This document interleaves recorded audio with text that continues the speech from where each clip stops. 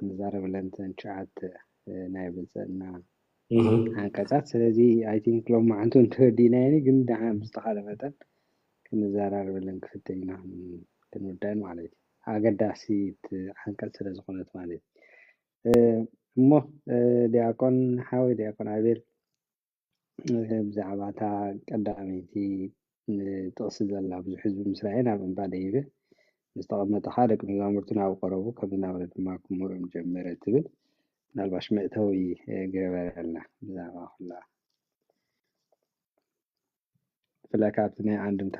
መፅሓፍ እንታይ ገሊፁ ኣለካ አንተ ትነግረና ሓፅቦን እያ ሰናይ በስመ አብ ወወልድ ወመንፈስ ቅዱስ አሐዱ አምላክ አሜን። እግዚአብሔር አምላክና ቃሉ ክንመሃር ንቃሉ ክንናገር ንዓይ ዝዛረበሉ አንደበት ንዓኹምን ኩላህናውን ንሰምዓሉ ነስተውዕሉ እዝነ ልቦና ክበና ቅዱስ ፈቃዱ ይኹነልና። እምበኣር ኣሕዋትና መደብና ክንጅምር እግዚአብሔር ቃ ንኩላህና ይምሃረና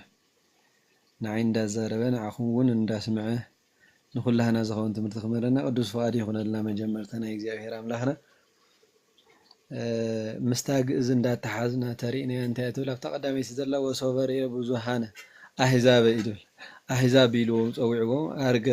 ውስተ ደብር ወነበረ ዳሕራይ እንታይ ብዙሓን ኣሕዛብ ኢሉ ይፅውዖም ብዙሓት ህዝቢ ኢልና ኢና ካብ ትግርኛ ክነንብቦ ፀኒሕና ኩሉ እሱ እዩ ማለት እዩ ከብዝሖ ከሎ ኣሕዛብ ዝብል ህዝቢ ዝብል ከብዝሖ ከሎ ኣሕዛብ ይብሎ እዩ ኣሕዛብ እውን ንካልእ ጥቕሚ ንምንታይ ይጥቀመሉ እዩ የምፃልና ኤርትራ እንድምቶ ትርጓሚ ማለት እዩ ኣሕዛብ ከዓ ንዘይኣመንቲ ከዓ ኣሕዛብ ኢሉ ይፅውዖም እዩ ሕጂ ኣብዚ ንመን ኣሕዛብ ኢሉ ዝፅውዖም ዘሎ ኢልዎ ኣብቲ ግእዝ ንእስራኤል ኣሕዛብ ኢልዎም ምክንያቱ ግብሪ ኣሕዛብ እዩ ዝገብሩ እዮም እሞ ግብሪ ኣሕዛብ ስለ ዝገብሩ ኣሕዛብ ኢልዎም ህዝቢ ዝበለውን ከብዝሖ ከሎ ኣሕዛብ ኢሉ ይፅውዑ እሞ ኣሕዛብ ኢሉ ፀዊዕዎም እንዳበለ ብክልተ ትርጉም የምፃልና ማለት እዩ ዳሕራይ ሽዑ ኣብታ አንድምቱ ከዓ እንታይ ኢሉ የምፃልና አንድም ኢሉ ከዓ ቀደም ንኦሪት ኣብ እምባ ከም ዝሰርዓ ንወንጌል ከዓ ንሓድሽ ኪዳን ከዓ ንወንጌል ከዓ ኣብ እምባ ኮይኑ ሰርዓ ማለት እዩ ኣብ ዝተሪእና ነቢ ሙሴ ኣብ ደብረ ሲና ወፂኡ 10 ሕግጋት ወይ ደሞ ትእዛዛት ኦሪት መጽሓፈ ክፋል ተሪእና ከዓ ኩሉ ትሕግጋት መላእክት እንዳመፁ የለብዎ ከም ዝነበሩ እቲ ነገራት እውን የፅሕፍዎ ከም ዝነበሩ አፀቢቁ ይነግረና ማለት እዩ ኣብ ተራራ ኣብቲ ገቦ ደብረ ሲና ወፂኡ ኦሪት ከም ዝተሰርዐት እግዚአብሔር አምላክና ጎይታና መድኃኒና ኢየሱስ ክርስቶስ ከዓኒ ኣብ ገቦ ደይቡ ወንጌል ክሰርዓ ከሎ ንርኢ ማለት እዩ ሕገ ወንጌል ብፁዓን ዝብል አንቀጸ ብፁዓን ዝብል ሕጊ ክሰርዓ ከሎ ንርኢ ንምንታይ ይብላ ኣብ ላዕሊ ዝወፀ ከዓ ልዑለ ባህሪ ከም ዝኾነ ከዓ ክነግረና ከዓ ልዑለ ባህሪ ብባህሪኡ ኣምላኽ ወዲ ኣምላኽ ከም ዝኾነ ንክነግር ከዓ ኣብ ገቦ ወፂኡ ኣብ እምባ ወፂኡ መሃሮም ካልኣይ ከዓኒ እንታይ ኢሉ ከዓ እታ ሕጊ ልዕልቲ ይኣምኑ ንስኻትኩም ከዓኒ እቶም ትስምዖ ከዓ ልዑላን ኢኹም ማለት እዩ ካብቶም ካልኦስ ልዕል ዝበልኩም ሰባት ኢኹም ንምባል ልዑላን ኢኹም ንምባል ከዓኒ ኣብ ገቦ ኮይኑ ሰሪዕዎ ማለት እዩ እቲ ሕጊ ወይ ከዓ እቲ ዓንቀጸ ብፁዓን ኣብ ገቦ ኮይኑ ምሂርዎ እዩ ዳሕራይ ሽዑ ቀፂሉ እንታይ ወቆርባ ሃቢሁ ኣርዳኢቶም ደቂ መዛሙርቱ ከዓ ናብ ቀረቡ ደቂ መዛሙርቱ ናብ ቀሪቦም አሉ ኣብ ጉባኤ ንናቶም ቦታ ከም ዘለዎ ማለት እዩ ኣብ ትምህርቲ ግዜ ትምህርቲ ቅርብ ዝብል ኣለና መምህር ድሕሪኡ ከዓ እንዳርሓቁ ዝኸድሎ ማለት እዩ በቦቱ ከም ዘለዎ ደቂ መዛሙርቱ ናብ ቀረቡ እሶም ግን ካብ ጥንቲ ምስኡ ዝቀርብዎ ዝኽተሉ ዝነበሩ እዮም በዚ ናይቲ ጉባኤ ኣሰራርዓ ገይሩ ምዕራፍ ሓደ ከምዚ ገይሩ ይገልጻት ብመሰረት አንድምታ ናይ ቤተክርስትያንና ዘሎ استرافقان وسخل يا حوت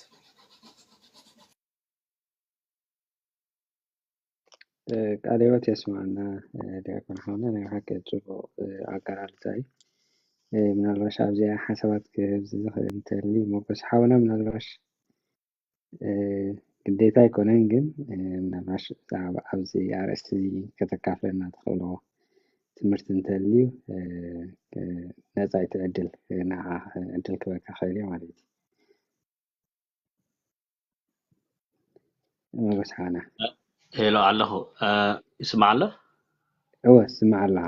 اوكي حرق سلام كم يمسيهم مهوات اب زلهم انا كوب نايكو بوزح كسايب لين تمهارين ديغنا جنبها بلني زهونه مت تمرتن تمغلجتاتن حتى اندهر دحلني كحت تخلي وي كال منالبات قال حساب زكافلو اندهر دحلو جن كحبره نغزيو جن كمهاري غزيو ايش حاره يا كرم بس حاره ايش ثانك يو هذه حفنا الأرواش من نعهون الأرواش قال كينا تغييراتنا كده هيتسبلي لهرزهون حسابات اللي كوحينا أمانكو عدل حاون الكيك تزار تخير يا أخوانتي زخنا كتكفلنا تخير تمرت اللي مالتي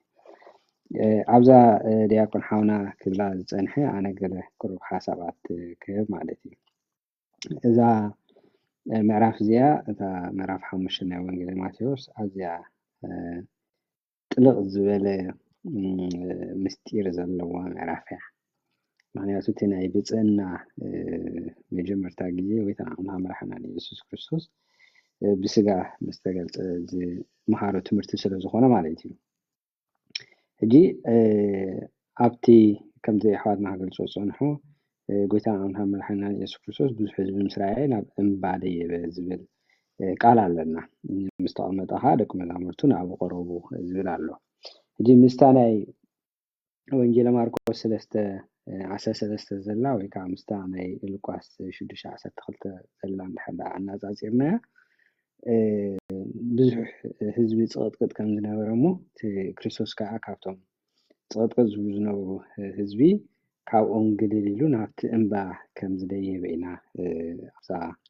كنت زيا ويكا أبزا ፍጻመ እዚኣ ንርዳእ ማለት እዩ ሕጂ እዚ ንፈለማ ግዜ ጎይታና ኣምላኽና መድሓኒና ኢየሱስ ክርስቶስ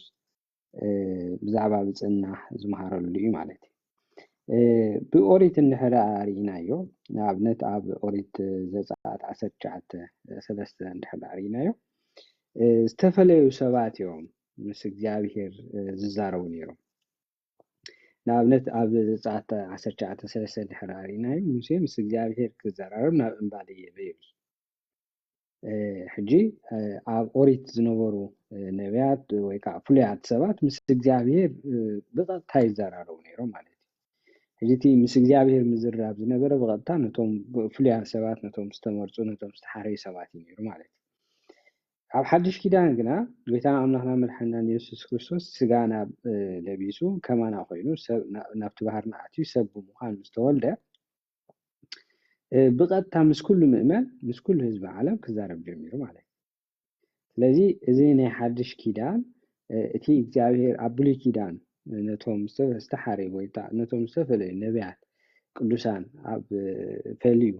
ንዕኦም ሕጊ ዝህቦም ዝነበረ حق أريد كوكولن موسى نعبنا تاب زات كم بقولك 19 نفت إنباديو كحق هم تقبلينا نرى مالتي أب حدش كيدان قلتنا نعملها ملحنا يسوع كريستوس مسيح بقى تنتهزبي نه حدش كيدان حقي كيفهم كم زجمرين نرى مالتي لذي إذا في الصهمزية أب حدش كيدان أزيا دست بلن بلتن كوينا النرخبة في الصهمية مخنياتو أملاخنا بغض تامعتيو ندق سواد حقون سرعاتون تمرتون مقدون كقلصلنا سلاج جمرة معناتي ازي حد خابتي فلي زبلو لويكا ازي فلي فتصامه كاب زغبري معناتي اجي انتاي يبلاو دق مزامرتنا بقرو خمسنا بلن دما كمرهم جمرة حجي ሓደ ዚ ሕጂ እንታይ ንሪኦ ዘለና ናብ እንባ ከም ዝደየበ እንባ ተባሂሉ ዘሎ ናይ ልዕልና ንኣብነት ሙሴ ክብሩ ዝገለጸሉ ኣብ እንባ እዩ ኣብቲ እንባ ሲናይ ማለት እዩ ቀፂልና ንሪኦ እውን ኣሎ ነቶም ሃዋርያት ካብቶም ሃዋርያት ሰለስተ ሰባት መሪፁ ናብቲ እንባ ወሲዱ ነቲ ክብሩ ከም ዝገለጸሎም ንርኢ ኢና ኣብቲ ናይ ደብረ ታቦር ንብሎ ማለት እዩ ድሓን ሰቀሰልና ክንወፅኦ ኢና ማለት ስለዚ ናብ እንባ ደየበ ኩሎም ከሎ ናብ ልዕል ዝበለ እግዚአብሔር አምላክ ኩልሻ ብልዕል ዝበለ ነገራት ክብሩ ይገልጽ ከም ዝነበረ እሞ ንሱ ከዓ እግዚአብሔር አምላክ ነቲ ምስጢር ናይ ሓድሽ ኪዳን ኣብ እንባ ኮይኑ ከም ዝመሃሮ ማለት مستقمت خابل حج مستقمت خان تيني حدش كيدان تزاز ويكان حدش كيدان هيوت ክገልጸሎም ጀመረ ማለት ሕጂ ብባህሊ ናይ እስራኤላውያን ኩሉ ሻዕ መምሃራን ተቐሚጦም እዮም ዝምህሩ ተምሃሮ ከዓ እንታዮም ይሰምዑ ማለት እዩ ተምሃሮ ከዓ ጠጠው ኢሎም ይሰምዑ ማለት እዩ ሕጂ እዚ ኣብ ታሪክ ቤተክርስትያንና እውን ብዙሓት ኣቦታት ናይ ቤተክርስትያንና ዝገብርዎ ዝነበሩ እዩ ከም በዓል ዮሃንስ ኣፈወርቅ ኣብቲ ናይ ቁስጥንጥንያ ዝነበረ ዓብይ ቤተክርስትያን ተቐሚጡ ነቲ ብዙሕ ህዝቢ ይሰብሕ ከም ዝነበረ ይምሕር ከም ዝነበረ ብዙሓት ቦታት ይገብርዎ ከም ዝነበሩ ንሪኢና ማለት ስለዚ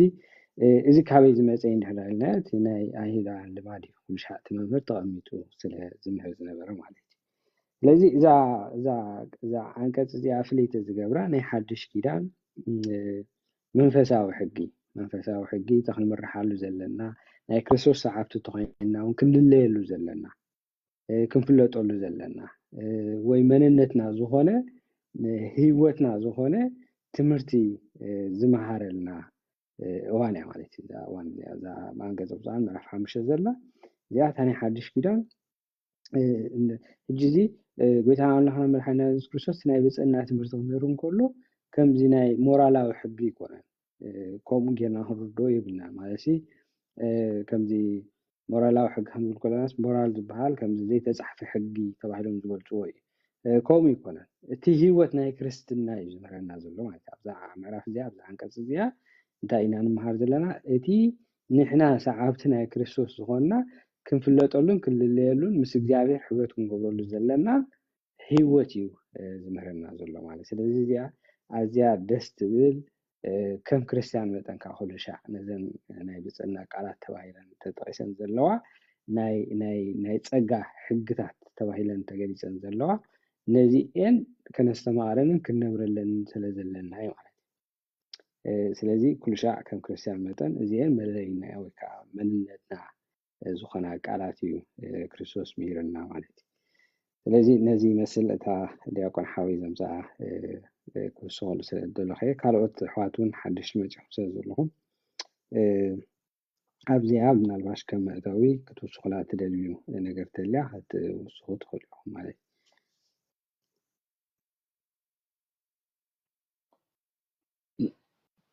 ኣብዚኣ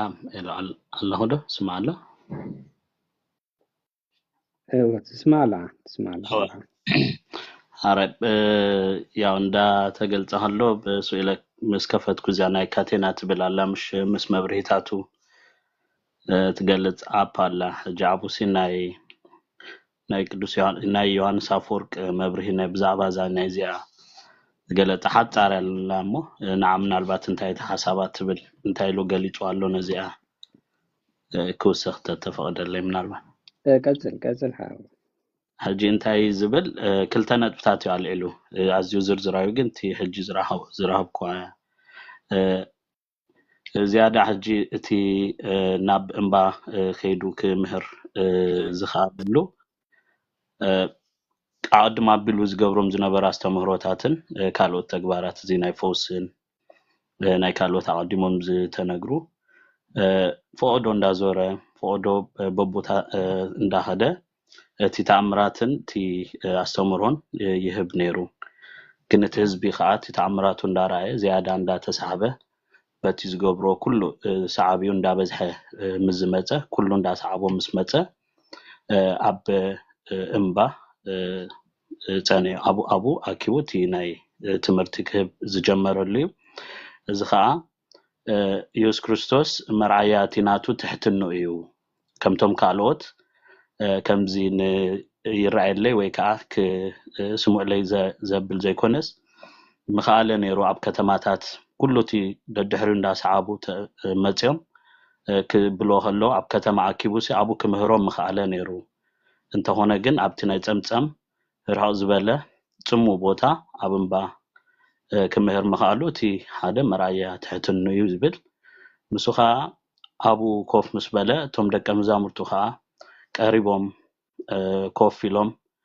ትምህርቲ ክሰምዑ ምድላዎም ንሶም ከዓ መርኣያቲ ናቶም ብልሒ ልቦና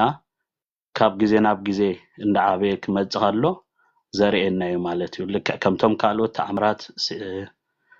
ደልዮም ተኣምራት ክርዩ ጥራይ ዝስዕቦ ዘይኮኑ እዚኦም ደቀ መዛሙርቲ ግን زيادة نسو زمهرو نسو زبلو نقسمو خا لبونا دليتن زحدرو له جزء مو نسوم كوف كبلو خلومو تزبلوك تبعو خلوسي اتناتهم لبونا ويكاتناتهم منفعت خا اندا زايدز بتعرايلو يويبل كوميلو يبرهو مالتي زيناي يوحنس افورك يعني لي ጽቡቅ መግለጺ ናይዓከ ጽቡቅ ጌርካ ገለጽካ ውራ እምነት ናውሰናይ ሓድሽ መጽሙና ኣለኹም ዘለና ምዕራፍ ወንጌል ማቴዎስ ምዕራፍ 5 ፍቅዲ 1 ኢና ንገልጻ ዘለና አልዋሻው ሓፈሻዊ ትምህርት እንተልዩ ወይ ካብ ዘንበብኩም ተካፍልና ዘለኹም ነገር ተልዩ ናባኹም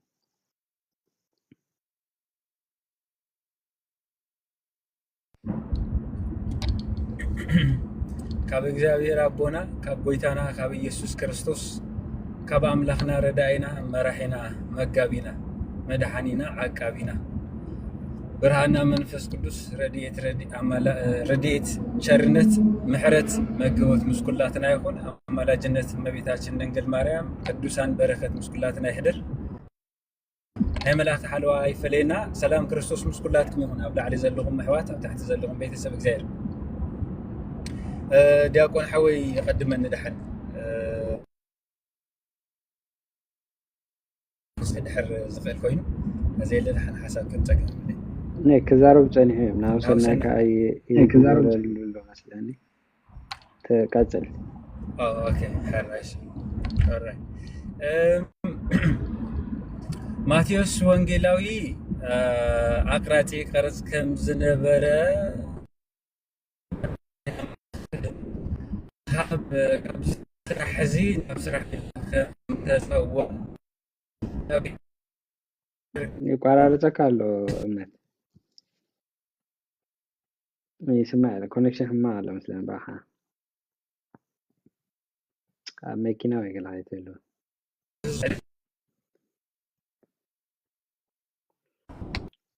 ይቋራረጸካ ኣሎ ዳዘ ወርክ ዝዛረብ ዘለኹ ናርባት ሕጂ ከይስማዕ ኣሎ ሰላም አምላኽ جون قرار صار بايت راديو أبي حاول أسكت سيقولوا أب كلاتنا أو maybe حجي سمع له ما قد ما كنا هيكون حجي سمع أو حجي سمع له حجي نسمعكم على ناتبو اسمع له حجي هو أشي كمتي أقدمو زبهال زنبرة ወንጌላዊ ማቴዎስ ነዝናይ ክርስቶስ ትምህርቲ ካብ ዝሰነደሎም ዕላማ ሓደ ንሱ ንባዕሉ ኣብዛ ማሕበር እዚኣ ህሉ ስለሆነ እዩ ዮሐንስ መልእክቱ ኣብ ቀዳማይ መልእክቱ እንታይ ዝብል ዘሰማዕናሁ በእዘኒነ ወዘርኢናሁ በአይንቲነ ወዘገሰስናሁ በእደዊነ ንነግረክሙ ንህነ ኦ ኣሃዊነ ኣሕዋትና እቲ ብዓይንና ዝረአናዩ በእዝንና ሰማዕናዩ ብኢድና ዝዳሰስናዩ ንነግረክሙና ንሱ ህይወት ተገሊጣ ሪአያይና ኣምላኽ ሃን ኣባጻቲ ከም ዝተዛረበ ሁሉ ዮሐንስ ወንጌላዊ ዝመስከሮ ምስክርነት ማቴዎስ ወንጌላዊ ስለዝሓብሮ እሱ እንታይ ኢሉ ንሕና ምስ ኣቦን ወድን ሕብረት ኣሎና ምሳና ሕብረት ንክህልወኩም መጣን እዚ ንነግረኩም ኣሎና ኢሉ ንገዛእ ርእሱን ነቶም ካልኦት ነዚ ስራሕ ሕዚ ዝተላእኩ ሓዋርያትን ወኪሉ ዮሐንስ ካብ ዝሓፈሉ መልእኽቱ ሓደ እቲ ሓደ ኣገልግሎት እዚ ወንጌል እዚ ማቴዎስ ወንጌላዊ ሰኒዱ ንዓና ቀመም ንህይወት መምርሒ ንክርስትና ህይወት መለክዒ መምዘኒ ገይሩ ምቕማጡ በረኸቱ ምስ ኩላትና ትሕደር ናይዚ ምዕራፍ እዚ ቀንድን መሰረታውን ዕላማ ናይ ክርስቶስ ንዓና ምምሃሩ መስትያት እዩ ኣብ ቅድሚ መስትያት ቁልዑኻ ከም ትርኢ ኣብ ክርስትና ህይወት ውሽጢ ኣብዚያ ዝተነግራ አንቀጸ ብፁዓን ወይም ኣብዚያ ዝተነግራ ናይ ክርስትና አንቀጻት ህይወትካ አነባብራኻ አካይዳኻ አበይ በኸመይ ትልክዖ አበይ ናይ ጉድለት አለካ አበይ ናይ ጽቡቅ ጎን አለካ ትሪኤሉ መስተያት ስለዝኾነ ገና ሽሙ ኸማን አንቀ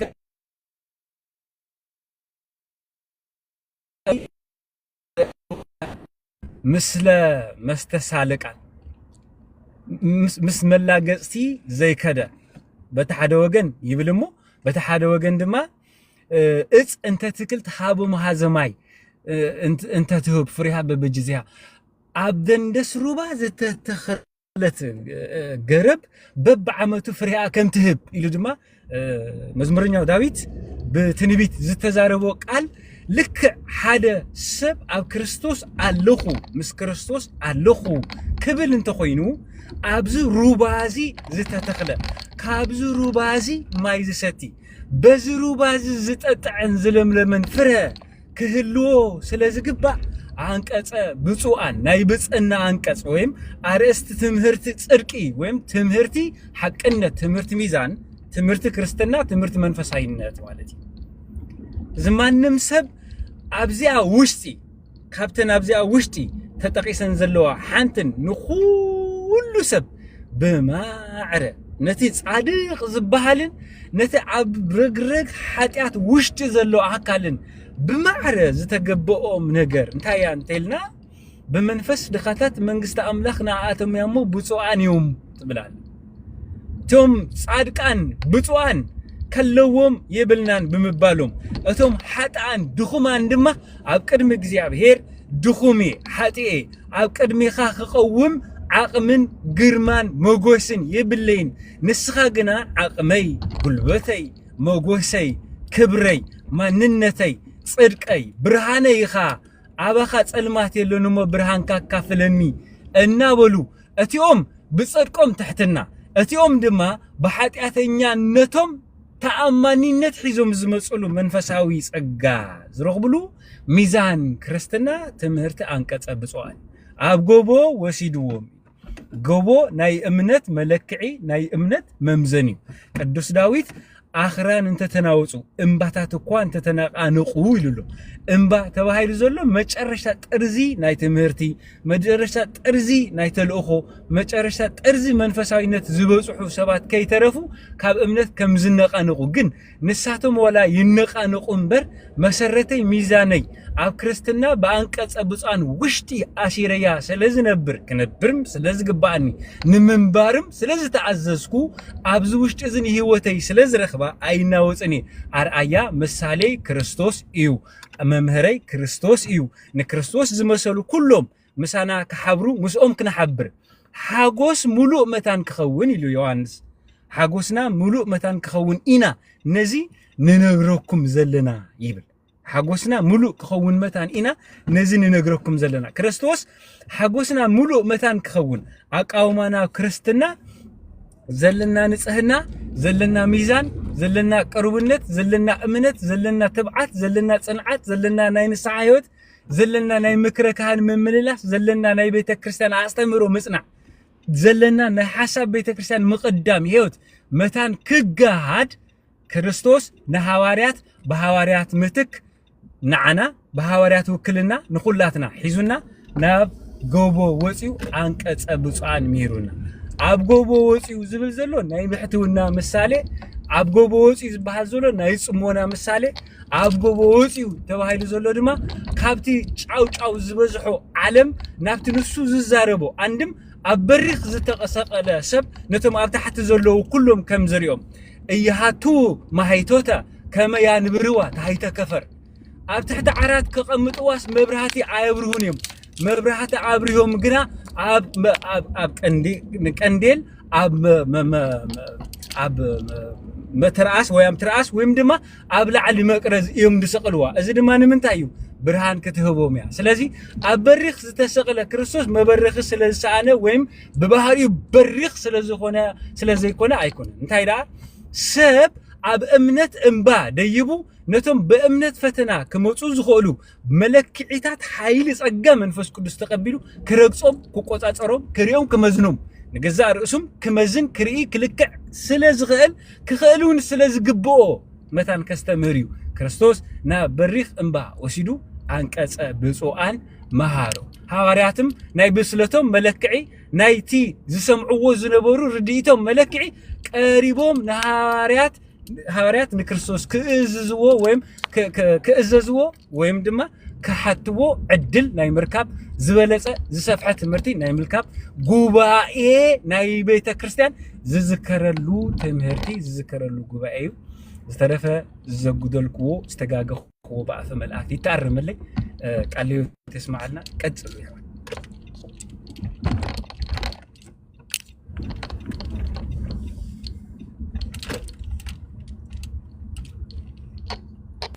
ቃልዮ ተስማዓና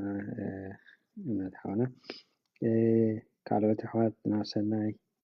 የተዛረብኩም እንተለኹም ትውስኦ ሓሳባት ተሊ ያው ተዛረብ ጽቡቅ ነይሩ ናብ ሰናይ ሓወይ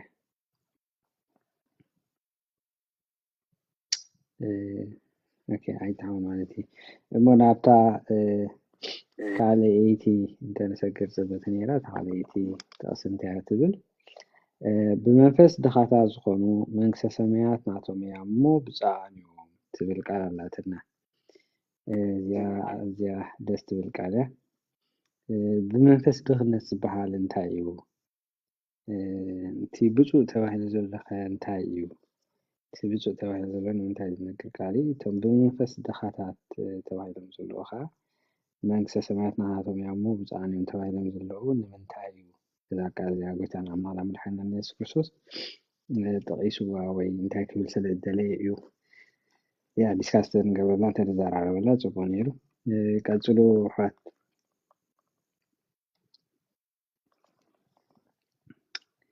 ክስቶ ካብ ምባልና ኩላትና ክንዛረብ ስለ ዝኾንና ተቐብል ነብለሉ እቲ ዘረባ እቲ ግዜያዊታን ካዕለና ከዓ ብመንፈስ ድኻታ ዝኾኑ መንግስተ ሰማያት ናቶም እያ ትብል ዲያቆናዊ ይቀጽል እሺ በልዕዋት ከም ፈቃድ ኣምላኽ ምእንታን በረከቱ ክንሳተፍ ምንጋር ቃል እውን ግባእና ስለ ዝኾነ እምበር በቂዕናዮ ነቲ ምምሃር እንደይኮነስ ንመንዘራረበሉ እዩ ንኹላህና ከዓ ብቃሉ ገይሩ ይመሃረና እግዚኣብሔር በዘን መሰረት ናይ አንድምታ ናይ ቤተ ክርስቲያን መጽሓፍ እንታይ ይገልጾም ማለት እዩ ብኡ መሰረት ሓሙሽተ እዚ መንፈስ ዝብል ትርጓሜ ሓሙሽተ ትርጓሜታት ይገልጸልና ማለት እዩ መንፈስ ዝብል ንሃብቲ ሂቦ እዩ መንፈስ ዝብል ንሓይሊ ሂቦ መንፈስ ዝብል ንጥበብ ሂቦ መንፈስ ዝብል ከዓኒ ንልቦናዊ ፍልጠት እውን ሂቦ መንፈስ ዝብል ከዓኒ ንምምሃር ንምስትምሃር ንምናኔ ንንስሓ ሃይማኖት ኢሉ ከዓኒ ክሳብ ሸሞንተ ዝኾኑ ትርጓሜታት ሂቦ ናይቶም ሓሙሽተ ዘለዉ ብሕፅር ዝበለን እሸይ ንመርኣይ ሽዑ ዝተረፈኻ ንኣሕዋተይ ይገድፈሎም እየ እንታይ እያ ትብል ብመንፈስ ብፁዓን ነዳያን በመንፈስ ኢሉ ካልኣይ እውን እንታይ ዝብል ርከብ ኢሉ ብፁዓን እለያን ኣዲኡ ርእሶም እንታዮም ብመንፈስ ድኻታት ብፁዓን እዮም ኢሉ ካልኣይ ከዓኒ እቶም ንርእሶም ድኻ ዝገብሩስ ብፁዓን እዮም ዝብል እውን ኣሎ ከምዚ እውን ይብል እዩ ኢሉ ነቲ ቃላት ብክልተ የምፆ ማለት እዩ እዚ ደሞ ካብ ሃብቲ ነዳያንና ዝብሉ ካብ ሃብትስ ነዳያኒና የብልናን ዝብሉ ንኡዳን ክቡራን እዮም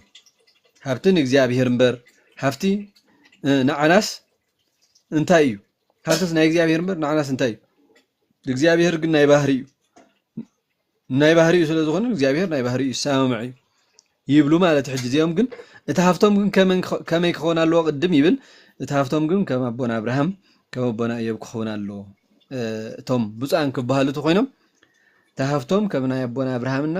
ከም ናይ ኣቦና እዮብ በፂሑ ንዓናስ እንታይ ኣለና ሃብትስ ናይ እግዚኣብሔር እዩ ናይ ባህሪኡ ዝኾነ ንሕናስ ነዳያን ኢና ዝብሉ እንተ ኮይኖም እዚኦም ብፁዓን ይበሃሉ ማለት እዩ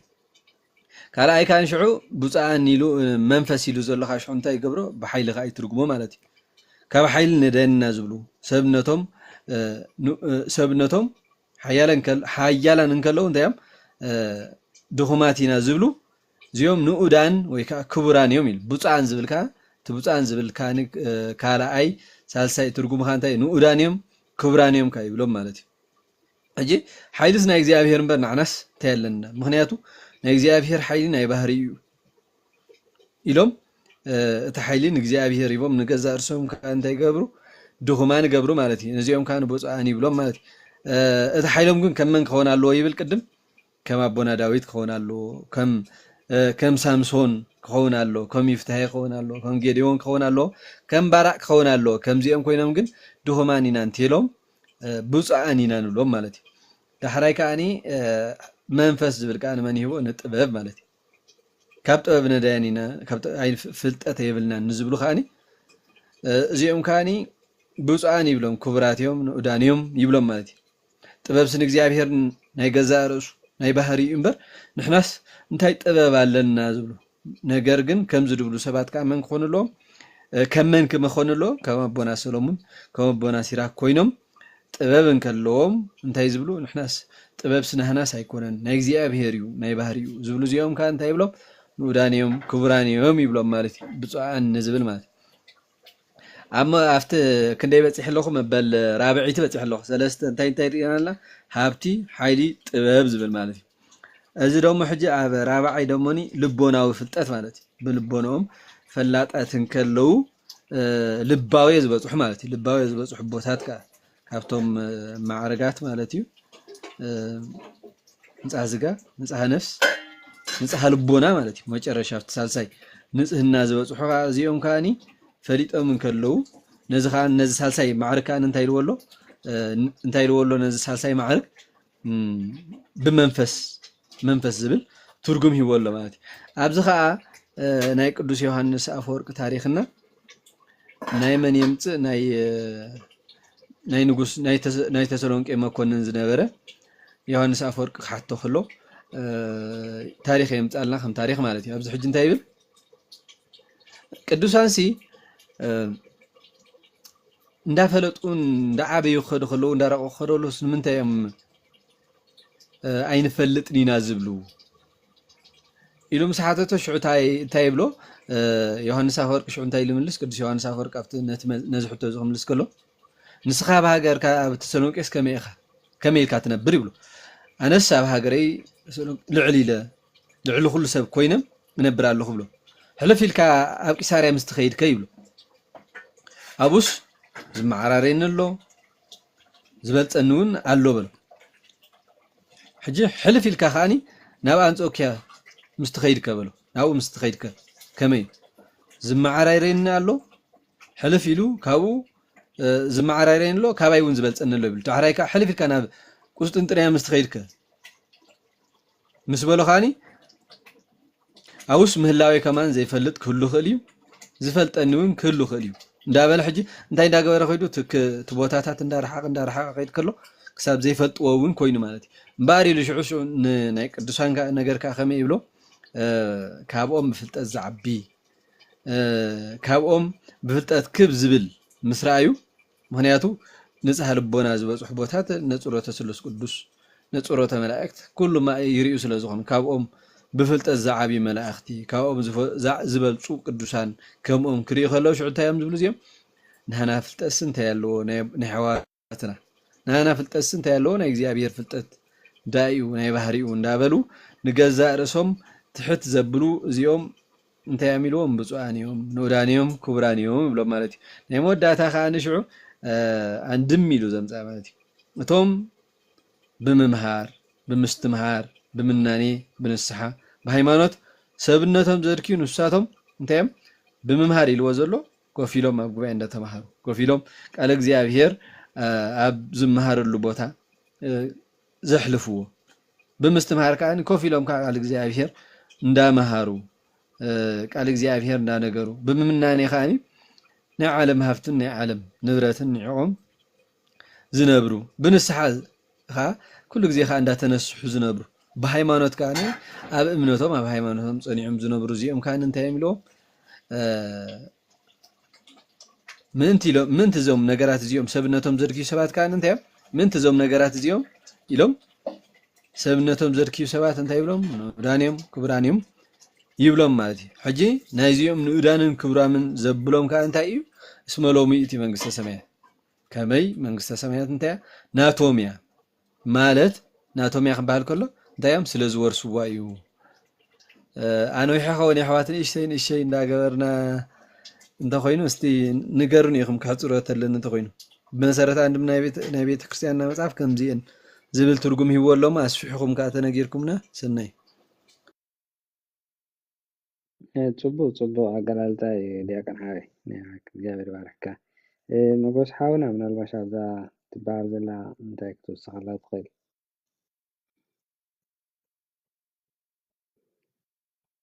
ምናልባሽ ሓሳባት ተሊካ ነፃይት ዕድል ክዛረብ ትኽእል ብዙሕ ዝተፈለየ እኳ ኣይረኸብኩን ዋላ ኣነ ካልእ ሪፈረንስ ተረኺበ ኢለ እሞ ግን ብዙሕ ኣይረኸብኩን ኣለኹ ናይ ሴንት ጄሮም ዝበሎ ተመሳሳሊ ሕጂ እዚኦም ኣሕዋትና ዝገለፅዎ ብተመሳሳሊ እዩ እቲ ድኽነት እዚ ናይ ገንዘብ ናይ ስጋ ናይ ምድራዊ ድኽነት ዘይኮነሲ እቲ ንመንፈስ ዝፀምእዋ ወይ ከዓ እቲ ብመንፈሳዊ ንመንፈስ ቅዱስ ዝደልይዋ ብኡ መንፅር እዩ እቲ ድኽነት ዝብል እምበር በቲ ናይ ምድራዊ ከም ዘይኮነ እዩ ዝገልፅ እዚ ናይ ሴንት ጄሮም መብርሂ ኣብዚ ኣርእስቲ እዚ ግን ተመሳሳሊ እቲ ካልኦቱን ዝበሎ ተመሳሳሊ ኣብዚ ብዙሕ ሓድሽ የለን ማለት እዩ ጽቡቕ ኣገላልጻ እዩ ብዙሓት ኣቦታት ብዛዕባ እዚ ትርጓሜ ገሊፆም ኣለዉ ብዙሓት ዝሰማምዕሉ ከዓ እንታይ እዩ እቲ ናይ መንፈስ ድኽነት ተባሂሉ ዘሎ ኣብ እግዚኣብሔር ምውካል እዩ ሕጂ እቲ ድኽነት ዝብል ቃል ሓደ እቲ ብንብረት ድኻ ክትከውን ከለኻ እቲ ካልኣይ ከዓ ብመንፈስ ድኻ ክትከውን ከለኻ ንክልቲኡ ዝገልፅ ቃል እዩ እቶም ብንብረት ድኻታት ዝኾኑ ዘለዉ ምናልባሽ ኩሉ ንብረቶም ንድኻታት ሂቦም ንክብሪ ናይዚ ዓለም እዚ ኒዒቆም ደቂ ነገስታት ከለዉ ደቂ ሃብታማት ከለዉ ግን እግዚኣብሔር ከገልግሉ ነፍሶም ዘወፈዩ ብዙሓት ኣቦታት ቤተክርስትያን ኣለውና እዚ እቲ እንታይ እዩ ንመንፈሳዊ ድኽነት ክብሉ ነቲ ምድራዊ ድኽነት ወይ ንዋታዊ ድኽነት ዝመረፁ ማለት እዩ ኩሉ እግዚኣብሔር ኩሉ ነገር ሂቦም ክነሱ ግን እግዚኣብሔር ንኸገልግሉ ኩሉ ካብ ቤቶም ካብ ስድሮኦም ካብ ናብሮኦም ወፂኦም ንእግዚኣብሔር ከገልግሉ ነብሶም ዘወፈዩ ኣለውና ማለት እዩ ንኣብነት ኣብ ዝሓለፈ እዋን ክንመሃሮ ዝቐነና ዝገለፅናዮ ማለት እዩ ንሓዋርያት ካብቲ ምግፋፍ ዓሳ ገይፎም ንዑ ክስዕቦ ከም ዘለዉ ክርስቶስ ፀዊዕዎም እዩ እዚ ካብቲ ዝነበሮም ንዋት ናብራ ስድራ ኩሉ ነገር ገዲፎም እንታይ ገይሮም ንጎይታ ስዒቦሞ ማለት እዩ ሕጂ እቶም ብመንፈስ ድኻታት እዮም ተባሂሎም ዘለዉ ሓደ እቲ ንዋት ናይዚ ዓለም ዝንዓቑ ክኾኑ ከለዉ ካልኣይ ከዓ እቲ መንፈሳዊ ትሕትና እቲ ኣብ እግዚኣብሔር ምውካል ናብ እግዚኣብሔር ምፅጋዕ ሓገዝ እግዚኣብሔር ምድላይ ንሱ እቲ መንፈሳዊ ድኽነት ተባሂሉ ዘሎ ንኣብነት መዝሙር ዳዊት 34:6 እንድሕር ኢሉ እንድሕር ኣንቢብናዮ እንታይ ይብል እዚ ምስኪን እዚ ኣዕወየ እግዚኣብሔር እውን ሰምዖ ካብ ኩሉ ፀባብኡ ኣድሓኖ ይብል ሕጂ ምስኪን ተባሂሉ ዘሎ ምናልባሽ እቲ ናይ ግእዝ ቃል ስለዝኾነ እቲ ድኻ ማለት እዩ እቲ ምስኪን ተባሂሉ ዘሎ እቲ ድኻ ማለት እዩ ስለዚ እቲ ምስኪን ኣዕወየ ክብሎም ከሎ እቲ ብእምነት ናብ እግዚኣብሔር ዝጠርዕ እቲ ብእምነት ናብ እግዚኣብሔር ዝውከል እቲ ብእምነት ኣብ እግዚኣብሔር ዝወድቕ ሰብ ማለት እዩ ስለዚ እዚኦም እዮም እቶም መንግስተ ሰማያት ናቶም ተባሂሎም ተገሊፆም ዘለዉ ማለት እዩ እዞም ሰባት እዚኦም ኩሉ እንትንኦም ንእግዚኣብሔር ስለዝወፈዩ ንእግዚኣብሔር ስለዝተወከሉ መንግስቲ ኣብ መወዳእታ እግዚኣብሔር ዓስቦም እታ ናይ ሰማያዊት ኣኽሊል ወይ ከዓ እታ መንግስተ ሰማያት ይሂቦም ማለት ስለዚ ሓደ ክርስቲያን ኣብ ሂወቱ ክናፍቆ ዘለዎ እንታይ እዩ ናብ እግዚኣብሔር ምውካል ናብ እግዚኣብሔር ምቕራብ እዩ ምክንያቱ እቲ ድሕነትና እቲ ክርስትናና ዝዕቀን ምስ እግዚኣብሔር ብዘለና ሓድነት እዩ ቅዱስ ጎርጎርዮስ ዘእንዚናዙ እንታይ ይብል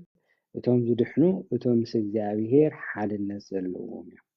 ስለዚ ድሕነትና ብምንታይ ዝልክዕ እንድሕር ኢልና ምስ እግዚኣብሔር ብዘለና ሓድነት እዩ ምስ እግዚኣብሔር ጥቡቕ ሓድነት እንድሕር ሃልይና ኣብ ቤተክርስትያን እንድሕር ሃልይና ኣብ ቤተክርስትያን ተሰሪትና እቲ ድሕነትና ከዓ ብኡ መንፅር ከዓ ርጉፅ ይኸውን ማለት እዩ ምስ እግዚኣብሔር ሓድነት ተዘይብልና ምስ እግዚኣብሔር ሕብረት ዘይብልና ኣብ ቤተክርስትያን ሕብረት ተዘይብልና ግና ካብቲ ድሕነት ብገዛ ርእስና ንቁረፅ ኣለና ማለት እዩ ስለዚ እቶም ብመንፈስ ድኻታት መንግስተ ሰማያት ናቶም እያ እሞ ብፅዓን እዮም ክብሎም ከሎ እቶም ብመንፈስ ድኻታት ተባሂሎም ዘለዉ ምስ እግዚኣብሔር ሓድነት ዘለዎም ኣብ እግዚኣብሔር ትውክልቲ ዘለዎም ሰባት እዮም ማለት ስለዚ ከም ክርስቲያን ሓደ ካብቲ ንዓና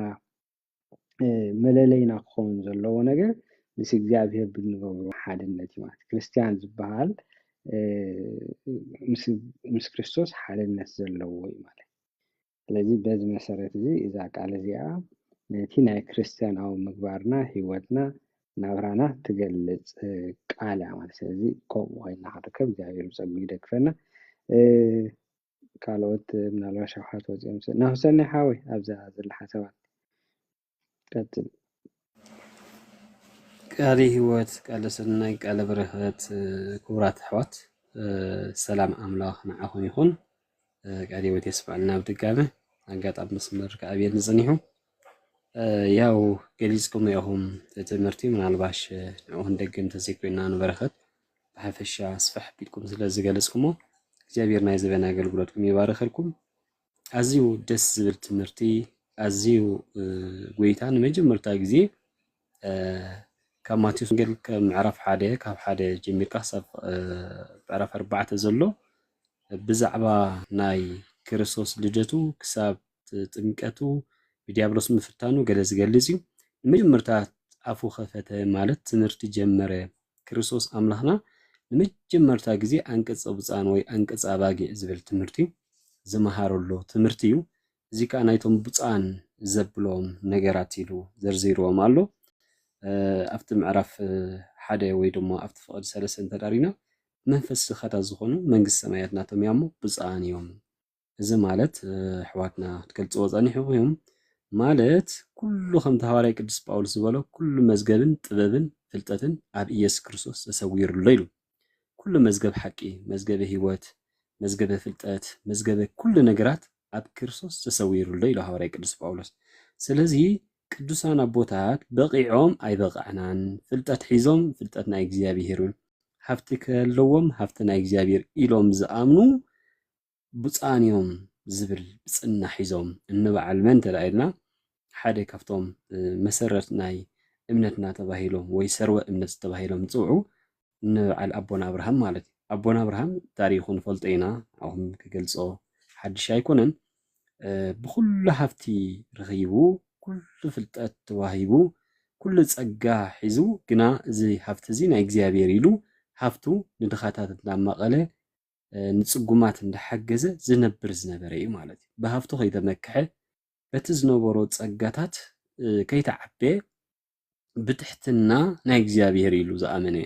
ንበዓል ኣቦና ቅዱስ ኢዮብ ኣቦ ትዕግስት ተባሂሉ ዝጽዋዕ ኣቦ ንዲያብሎስ ብትዕግስቱ ዝሰዓረ ኩሉ ሃፍቲ ናይ እግዚአብሔር እዩ ክሳብ ጥራሕ ዕራቆቱ ተሪፉ መወዳእታ እግዚአብሔር ይህብ እግዚአብሔር ይወስድ ኢሉ ንኣምላኽ ብመስጋና ዝደምደመ ቅዱስ ኣቦ እዩ ብፍልጠት ተመጺና እውን ናይ ፍልጠት ሊቅ ተባሂሉ ጽዋዕ ጥበብ ናይ ጥበብ ኣቦ ተባሂሉ ጽዋዕ ጥበበኛ ሰሎሞን ንፈልጦ ኢና ታሪኹ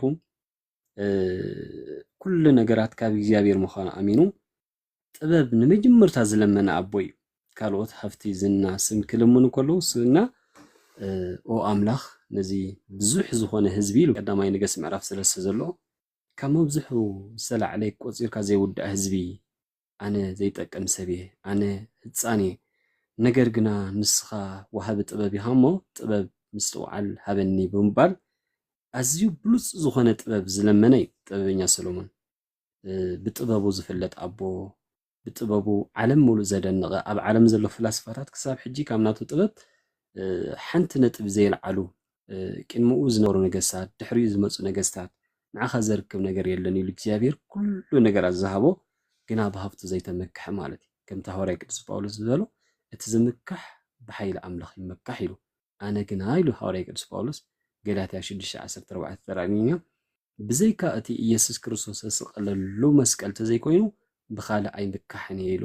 መመኪሑ ሐዋርያ ቅዱስ ጳውሎስ ክብር መስቀል ክርስቶስ ጥራሕ እዩ ስለዚ እዞም ቅዱሳን ኣቦታት እዚኦም ንዓና ኣብነትና ብእውነት ክርስቶስ ከዓ ነዚኦም ብፃን ከምዚኦም ተረኣኹምኩም ከዓ ብፃን ክትኮኑ ኢኹም ኢሉ ዝደምደሞ ማለት እዩ ኩሉ ክኢሎም ከንሶም ኣይከኣልናን ዝበሉ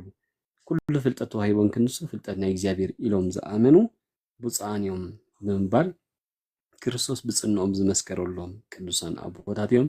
ኣሕዋትና ገሊፅኩሞ ስለ ዝኾንኩም ምናልባሽ ኣፍና ክንከፍት ስለ ዘለና ንበረኸት ክኸውን ምዃን ተዘይኮይኑ ኣሕዋትና ገሊፅኩሞ ኢኹም። ቃል ህይወት ቃል በረኸት ይበረልና። ኣሰር ቅዱሳን ኣቦታትና ክንሰብካ እግዚኣብሔር ብፀጉ ይደግፈና። ብድጋሚ ቃል ህይወት ይስምዐልና። ተባረኹ። ቃል ህይወት ይስምዐልና ናሰናይ ሆይ እሞ ርእሲ አይ ቲንክ ታ ጥቕሲ ሳልሰይቲ ጥቕሲ ዘላ መንፈስ ተኸላስኾን መንፈስ ሰማያት ንዓቶም እዮም ብፃዕን እዮም ትብል ዝተንከፍና ይመስለኒ። ምናልባሽ ኣሕዋት ግን ኣብዚ ንብሎ ዘለና ድሕሪ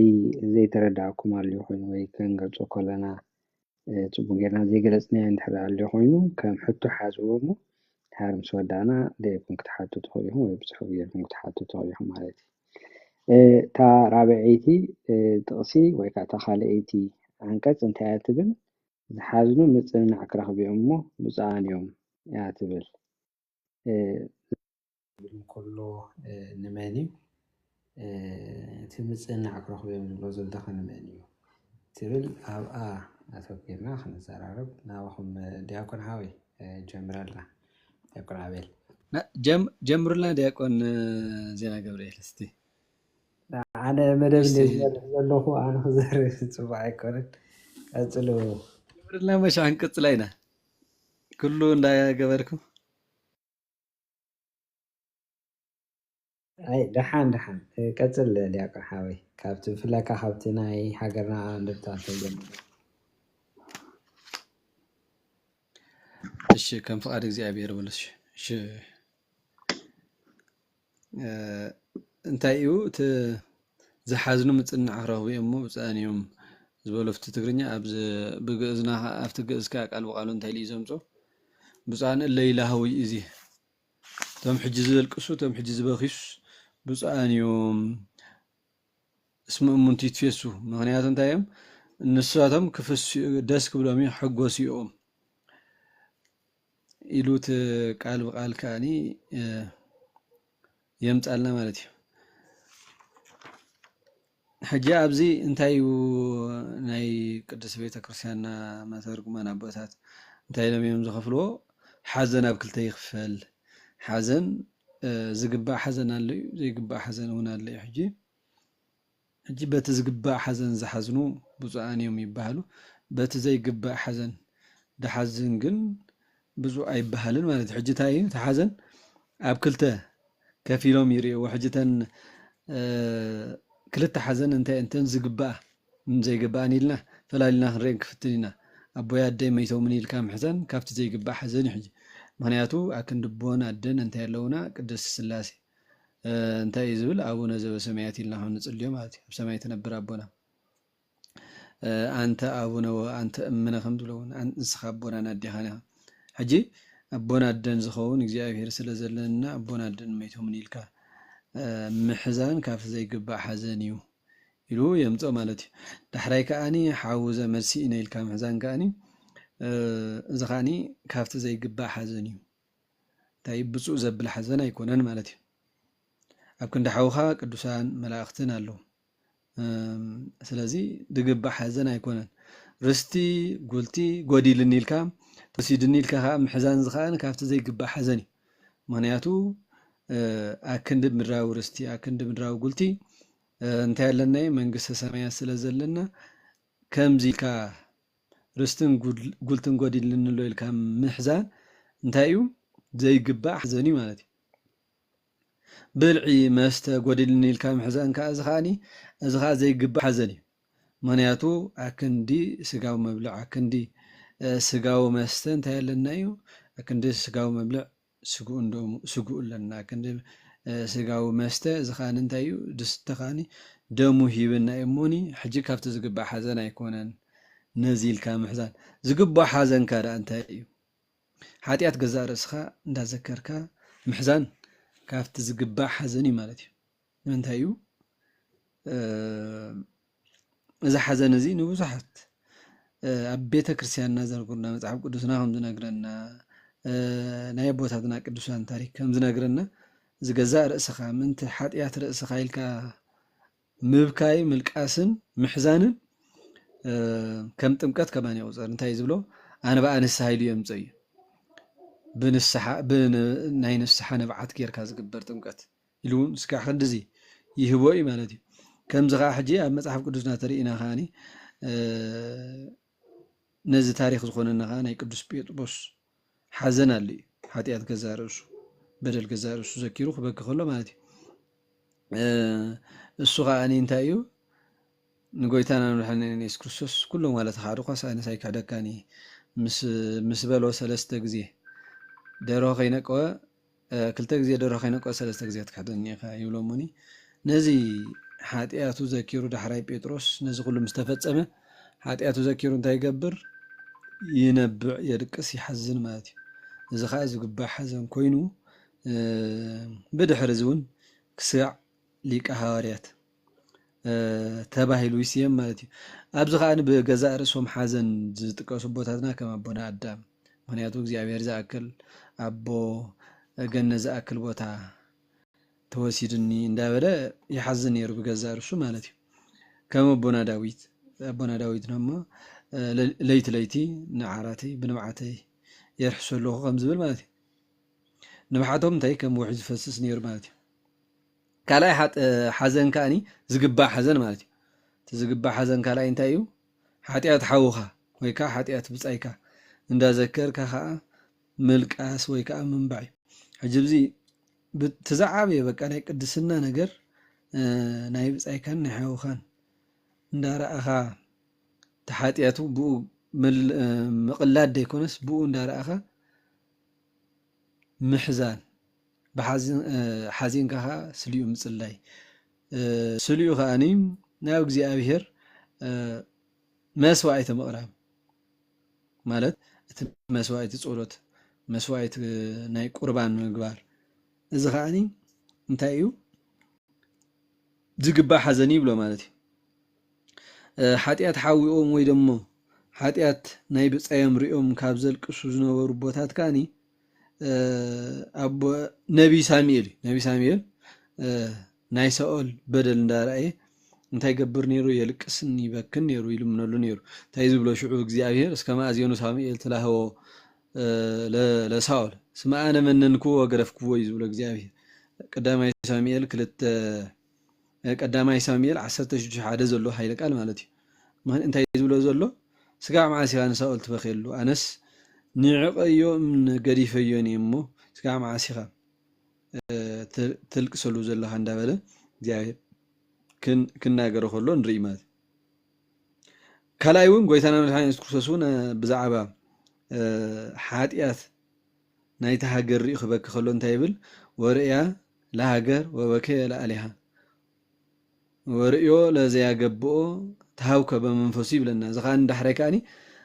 نتزت حزوري خاني افتقد دامي تزلن تايزول لنا زلو نتها جريو يروساليم إسرائيل أنت بزعبان أنت يقبر الكسل بكيل عليها نعاس الكسل لا يولنا مالتي لقاس 10 تشعات 40 حدن زلو تقسيم مالتي نت زت حزوم إسرائيل خاني يهودا إسرائيل خاني تايز قبر خاز خاب منفسو تهاوكو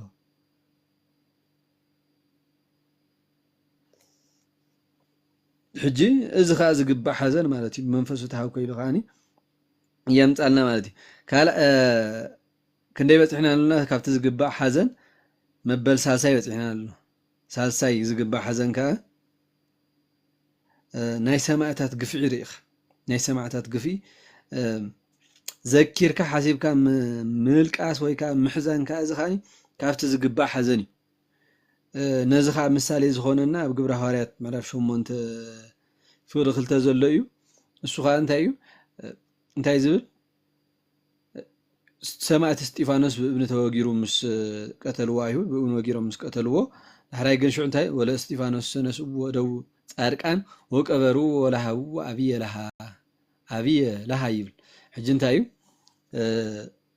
استيفانوس كن انتاي غيرو توم صارقان زخونو دو ጻድቃን ኢሉ ሕጂ ራይቸስ ፐርሰን ዝብለፍት እንግሊዝ ሓቀኛታት ወይ ከዓ ቅኑዓት ሰባት መፂኦም እንታይ ገይሮሞ ወሰድዎ ምስተ አይሁድ ቀጥቂጦም ምስ ቀተልዎ ወሰድዎ ዳሕራይ ከዓኒ ቀበርዎ ዳሕራይ ካዚ ሕጂ ምስ ትምህርትና ዝተሓት ወላ ሃዋ ኣብየ ለሃ ይብል ሕጂ ዓብዪ ብኽያት ከዓ በኸይሉ ሕጂ ናይ ሰማዕታት ገፍዕን ናይ ሰማዕታት ምውራድ በቶም ዝነበሩ ዓላውያን ሰባት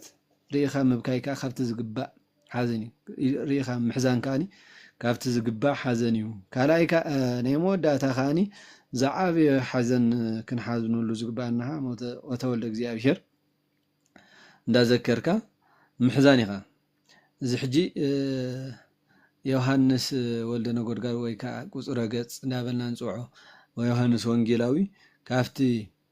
ን7 ዓመታት ዝኣክል ገጹ ነዚ ግፍዕ ናይ ጎይታና መድሓኒና ኢየሱስ ክርስቶስ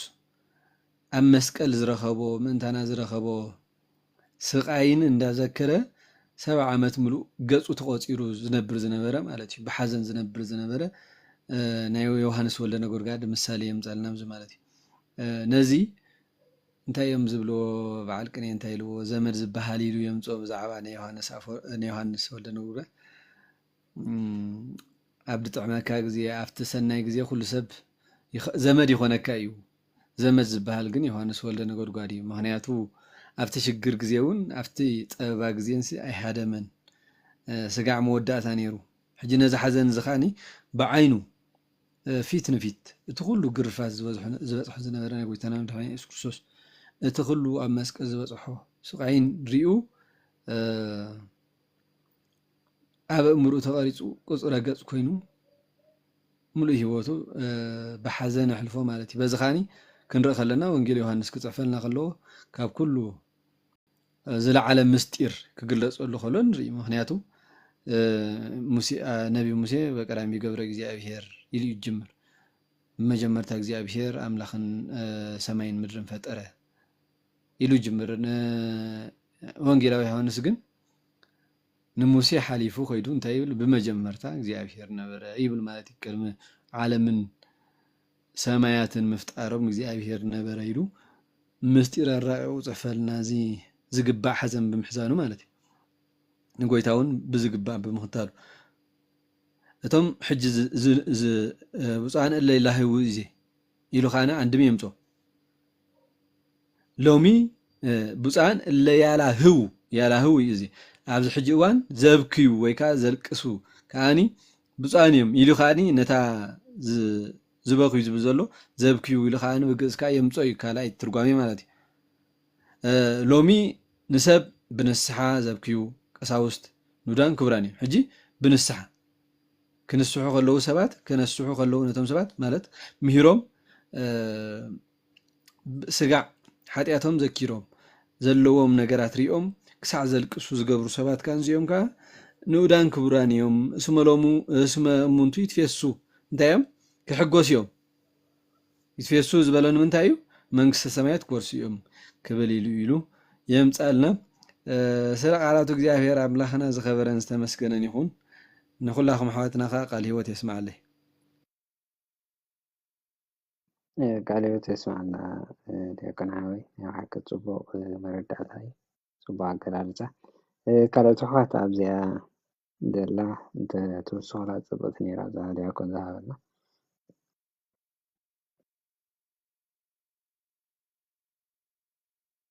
ሞጎስ ድሓር ናወሰናይ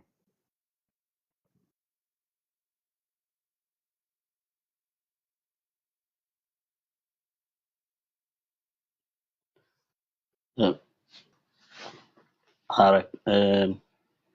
እዚ ናይ ሴንት ኣውግስቲኖ ፊፖ ዝገለጦ ብዛዕባ እዚኣ መጀመርታ ቃል ሂወት የስማዓልና መምህር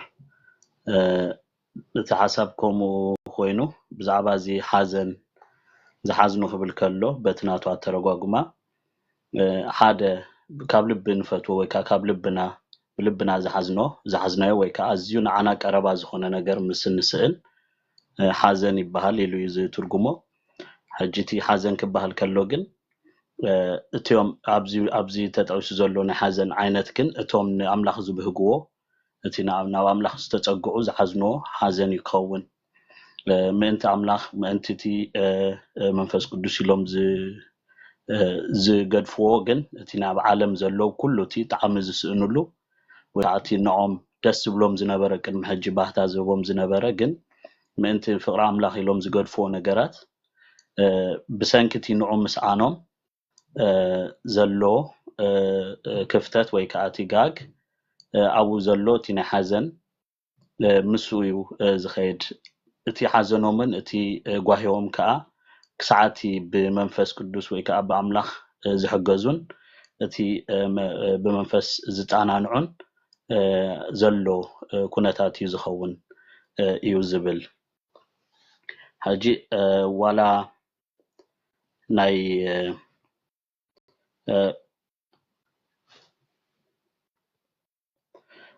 ዋላ እቲ ናይ ዮሃንስ ኣፈወርቅን ዝብሎ ክንሓዝን ከለና ሕጂ ኣብ ምናልባት ብትግርኛ ከመይ ገልጾ ኣይፈልጥን ምናልባት ግን ኣብ መንጎ ሓዘንን ጓሂዶ ንበሎ ዘሎ ፍልል እዩ ሕጂ እቲ ክንሓዝን ከለና ልክዕ ከምዚ ናይ ምድራዊ ሓደ ነገር ክንስእን ከለና ወይ መቅረብና ክሞት ከሎ ወይ ገለ ነገር ክንከስር ከለና እቲ ንሓዝኖ ሓዘን ኣሎ ክቱሩን ክኸውን ክእል እዩ ብደረጃ ግን በዚ ኣብዚ ተገሊጹ ዘሎ ብቲ ኮንቴክስት ተገሊጹ ዘሎ ተሓገዝ ግን ሶሪ ሓዘን ግን ዕላማ ዘለዎ ሓዘን እዩ ዝኸውን ዘሎ እዩ ዝብል ዮሃንስ ኣፈወርቅ ንሱ ከዓ ክትሓዝን ከለኻሲ ብዕላማኻስ ሓደ መፀናንዒ ሓደ ግሎሪ ይብሎ ሓደ ክብሪ ደሊኻ ኢኻ ትሓዝን ካብቲ ካልኦት ዓይነት ሓዘናት ዝተፈለየ ነገር ደሊኻ ኢኻ ትሓዝን እሞ ብዚያ ብመንፅር እቲ ትደልዮ እቲ ትብህጎ ክብሪ ምስኡ ከዓ እቲ መፀናንዒ ከዓ ይመፀልካ ዝብል ትርጉም ክልቲኦም ሂቦም ኣለዉ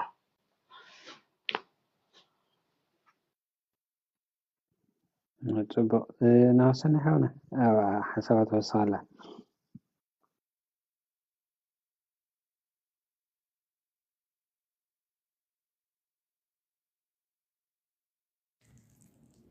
ቃልዮት የስማዕልና ክቡራት ኣሕዋት ሓሳብ ዝተገልጸ እዩ ምናልባሽ ፍሉይ ሓሳብ የብለኝ ግዜ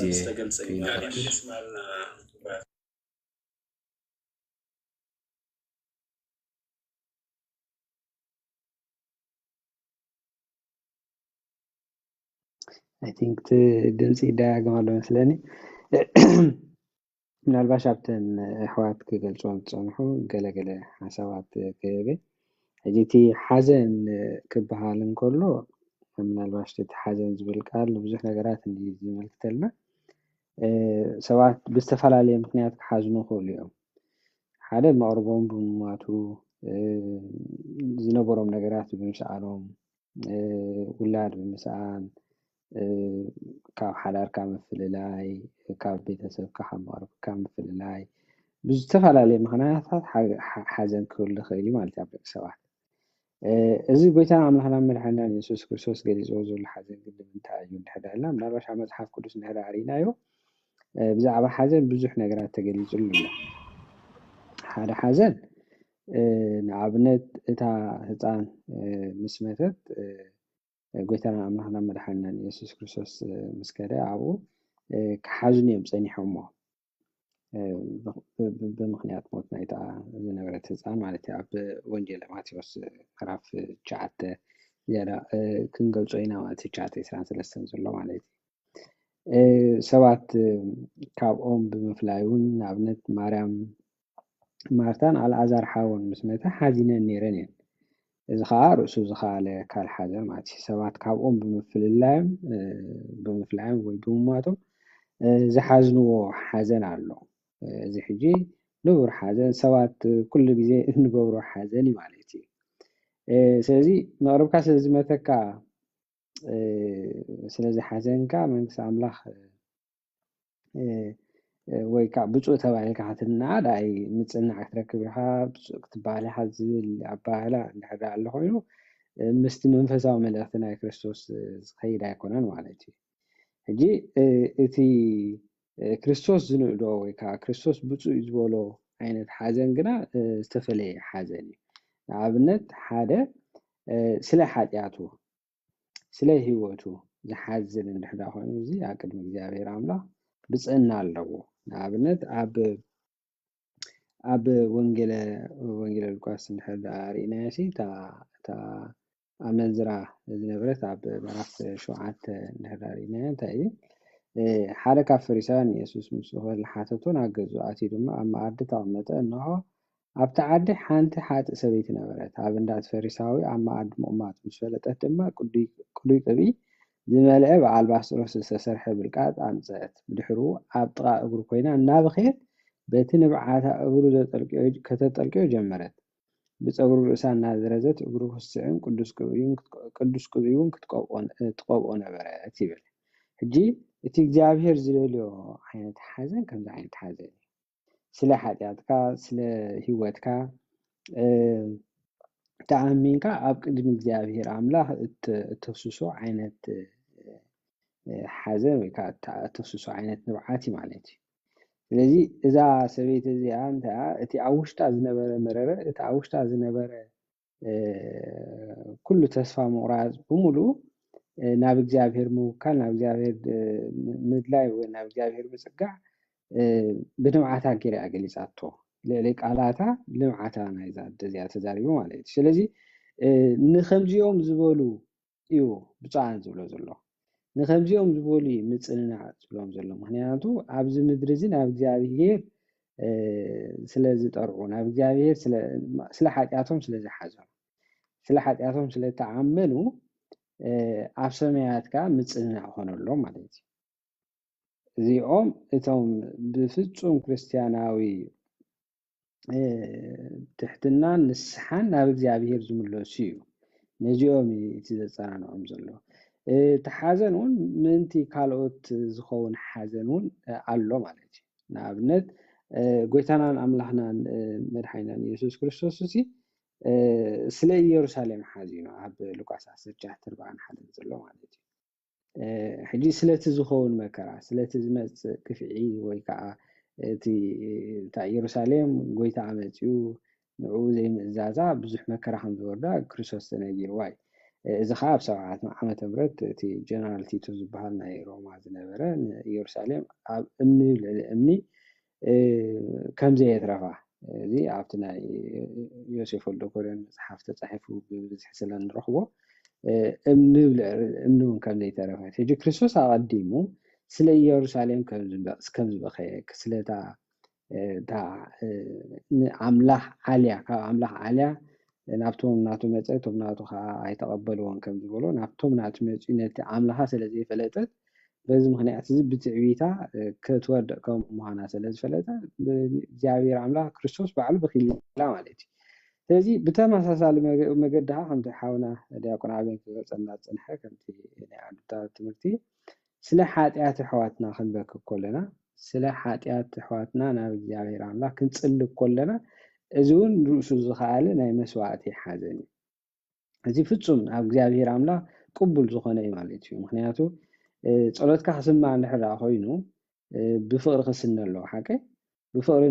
ስለ ሓውካ እትገብሮ ጸሎት ከዓ ፍጹም ፍቅራዊ ወይ ከዓ ኣምላኻዊ እቲ ኣጋፔ ንብሎ ዘለዎ ፍቅሪ እዩ ስለዚ እታ ንስለ ኣሕዋት እትግበር ጸሎት ኣብ ቅድሚ እግዚአብሔር ብዘይ ከልካሊ ቅብልቲ እያ ተኺላ ጸሎትካ ክስማዕ እንድሕር ኮይኑ ፍቅሪ ክትህልዋ ኣለዋ ሕጂ እዚ ዝኾነሉ ምክንያት ከዓ እግዚአብሔር ኣምላኽ ፍቅሪ ስለ ዝኾነ ማለት እዩ ስለዚ እዚኦም ስለ ኣሕዋቶም ዝሓዝኑን ዝበኽዩን ስለ ኣሕዋቶም ናብ ንስሓ ናብ ቅንዕና ናብ መገዲ እግዚአብሔር ንክምለሱ ዝፅዕሩን ዘገልግሉን ሰባት ኣብ ቅድሚ እግዚአብሔር ከዓ ምፅናዕ ክረኽቡ እዮም ማለት እዩ ስለዚ እዚ እቲ መንፈሳዊ መልእኽቲ ክርስቶስ ከም ክብለና እንከሎ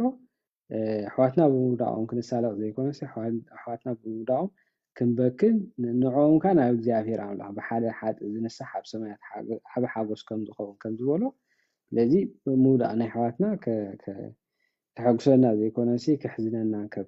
ከብኬና ንዕኦም እውን ካብ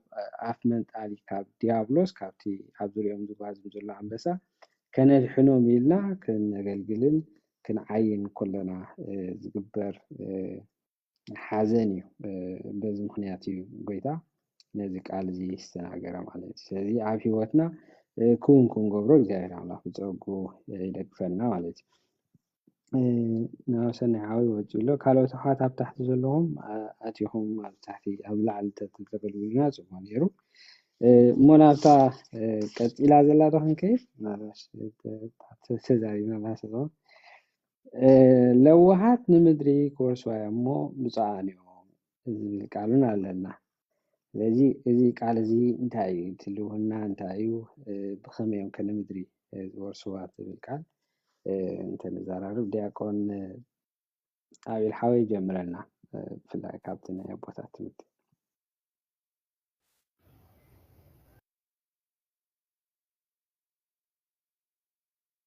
እሺ ስናይ ከም ፈቃድ እግዚአብሔር የዋሃን ይልዎም ዘሎ ሕጃብት መሰረት እንደምታና እንታይ ይልዎም ዘሎ ሓደግቲ በቀል ዝኾነ ሰባት ንኡዳንዮም ክቡራንዮም ሕጂ ትብፁዕ ዝብል ቃል ኣብዛ እንደምታ እንታይ ድዩ ዝትርጉሞ ንኡዳን ክቡራን እንዳበለ እዩ ዝትርጉሞ ማለት እዩ የዋሃን ይልዎም ዘሎ ከዓ ሓደግቲ በቀል ዝኾኑ ነዝበደሎም ይቅረ ዝብሉ የዋሃት እዮም እነዚኦም እንታይ እዮም ይልዎም ንኡዳን እዮም ክቡራን እዮም ይብሎም ማለት እዩ አንድም ኢሉ ካላይካ ጠባያዊ የዋሃት ዝበፅሑ ናይ የዋሃት ጠባይ ወይ ከዓ ባህሪ ዝበፅሑ እዚኦም እንታዮም ንኡዳን እዮም ክቡራን እዮም ይብሎ ማለት የዋሃን ዝብሎም ሳልሳይ ደረጃ ከዓ ንመን እዩ ንርእስና ንገዛ ርእስና መኺርና ኣስተምሂርና ክንነብር ከመይ ኢሉ ይከኣለና ኢሎም ንገዛ ርእስና ምሂርና መኺርና ኣስተምሂርና ክንነብር ከመይ እዩ ዝከኣለና ብምባል ብምኽረኻህን ብፍቓድኻህን ዝነብሩ ሰባት እዚኦም ከዓ እንታይ ይብሎም ንኡዳን እዮም ክቡራን እዮም ይብሎም ማለት እዩ ናይዚኦም እንታይ እዩ ከዳ ሽዑ ዳሕራይ ከዳ ዋግኦም ስሞም ምንቱ ወርስዋ ለምድሪ ኢልዎም ምድሪ ዝበላ እዚኣ ንመን እዩ መንግስተ ሰማያት እንታይ ኢልዋ ምድሪ ኢልዋ እንታይ ብኸመይ ኢዳ እሞ ምድሪ ዝበሎስ ንመንግስተ ሰማያት እዩ ዝብሎ ክትርጉሞ ከለኻ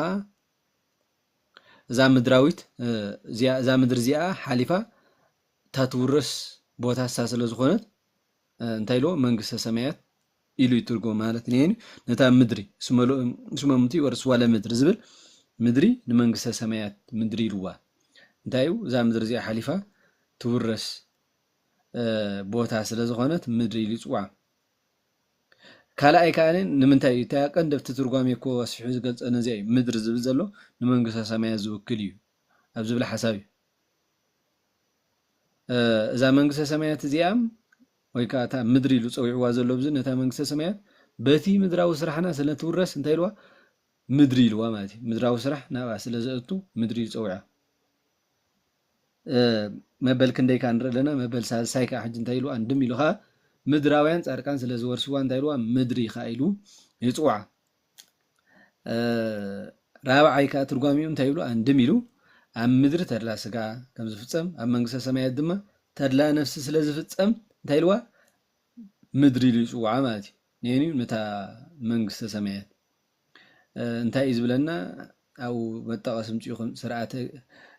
ስርዓተ እግዚአብሔር ኣስፈ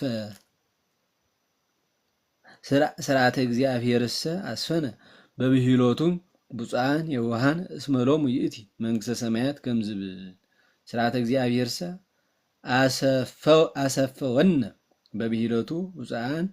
የዋሃን እስመሎሙ ይእቲ መንግስተ ሰማያት ናይ እግዚአብሔር ስርዓት ግን እንታይ ኢሉ ብፁዓን የዋሃት ብፁዓን እዮም ብምባል እስመሎሙ ይእቲ መንግስተ ሰማያት ብምባል እንታይ ገይርና ተስፋ ሂብና ከም ዝብል ኢሉ እዚ ምድሪ ተባሂላ ዘላ ንመን እዩ መንግስተ ሰማያት ብምባል ክሳብ 4 ዝኾኑ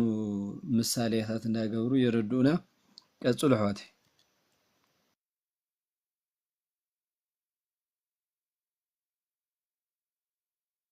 ቃል ሕይወት ይስማዓና ሞገስ ሓውና ብድሕሩ ሰብ ንኹን ቀጽሉ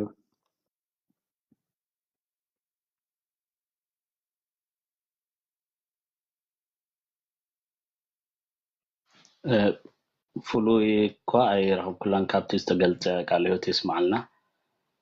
أزيم لوهاتي لوز قلتهم أبزي بتترجم لك أن ناي مجد ناي كريستوس ونزختلو يوزبل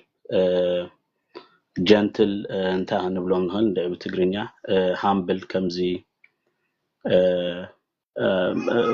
أخبرتي ويكاتحوتان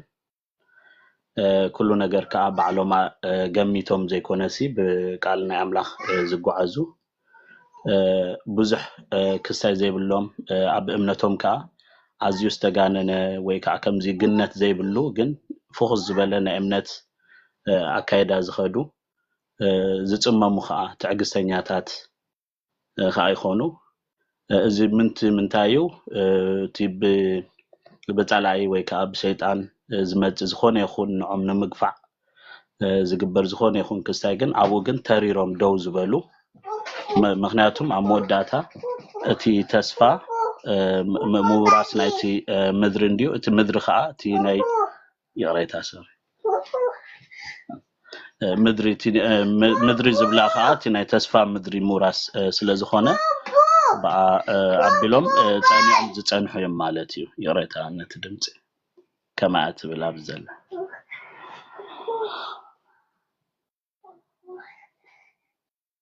ايش كلمات يسمعنا كازلو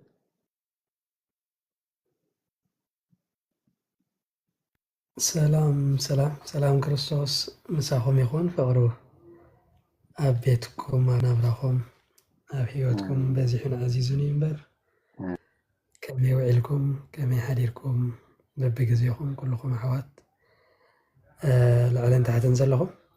እግዚአብሔር በሰላም ስለዘራኸበና ክብር ምስጋና ንዑይ ብዛሕዮ ቃለ ሕይወት የስማዓልና ካብዚ ዲያቆን አቤል ሓውና መጎስ ሓውናን ዝተፈልየ ሓሳብ የብለይን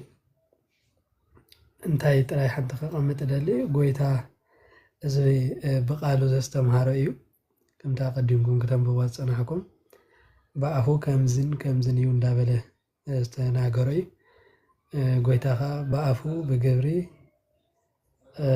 ከም ዝመሃረና ክረአ እንከሎ ነዚ ዝመሃሮም ብግብሪ ፈጽሞ ክብሎም እንከሎ ኣብ ቀፂልና ኣብቲ ምዕራፍ ምስ በፃሕና ዝያዳ ስለ ዝበርህ እቲ የውሃት ዝብል ኩኑ የዋሃነ ከመ ርግብ ኢሉ ነጊሩና ኣሎ ማለት እዩ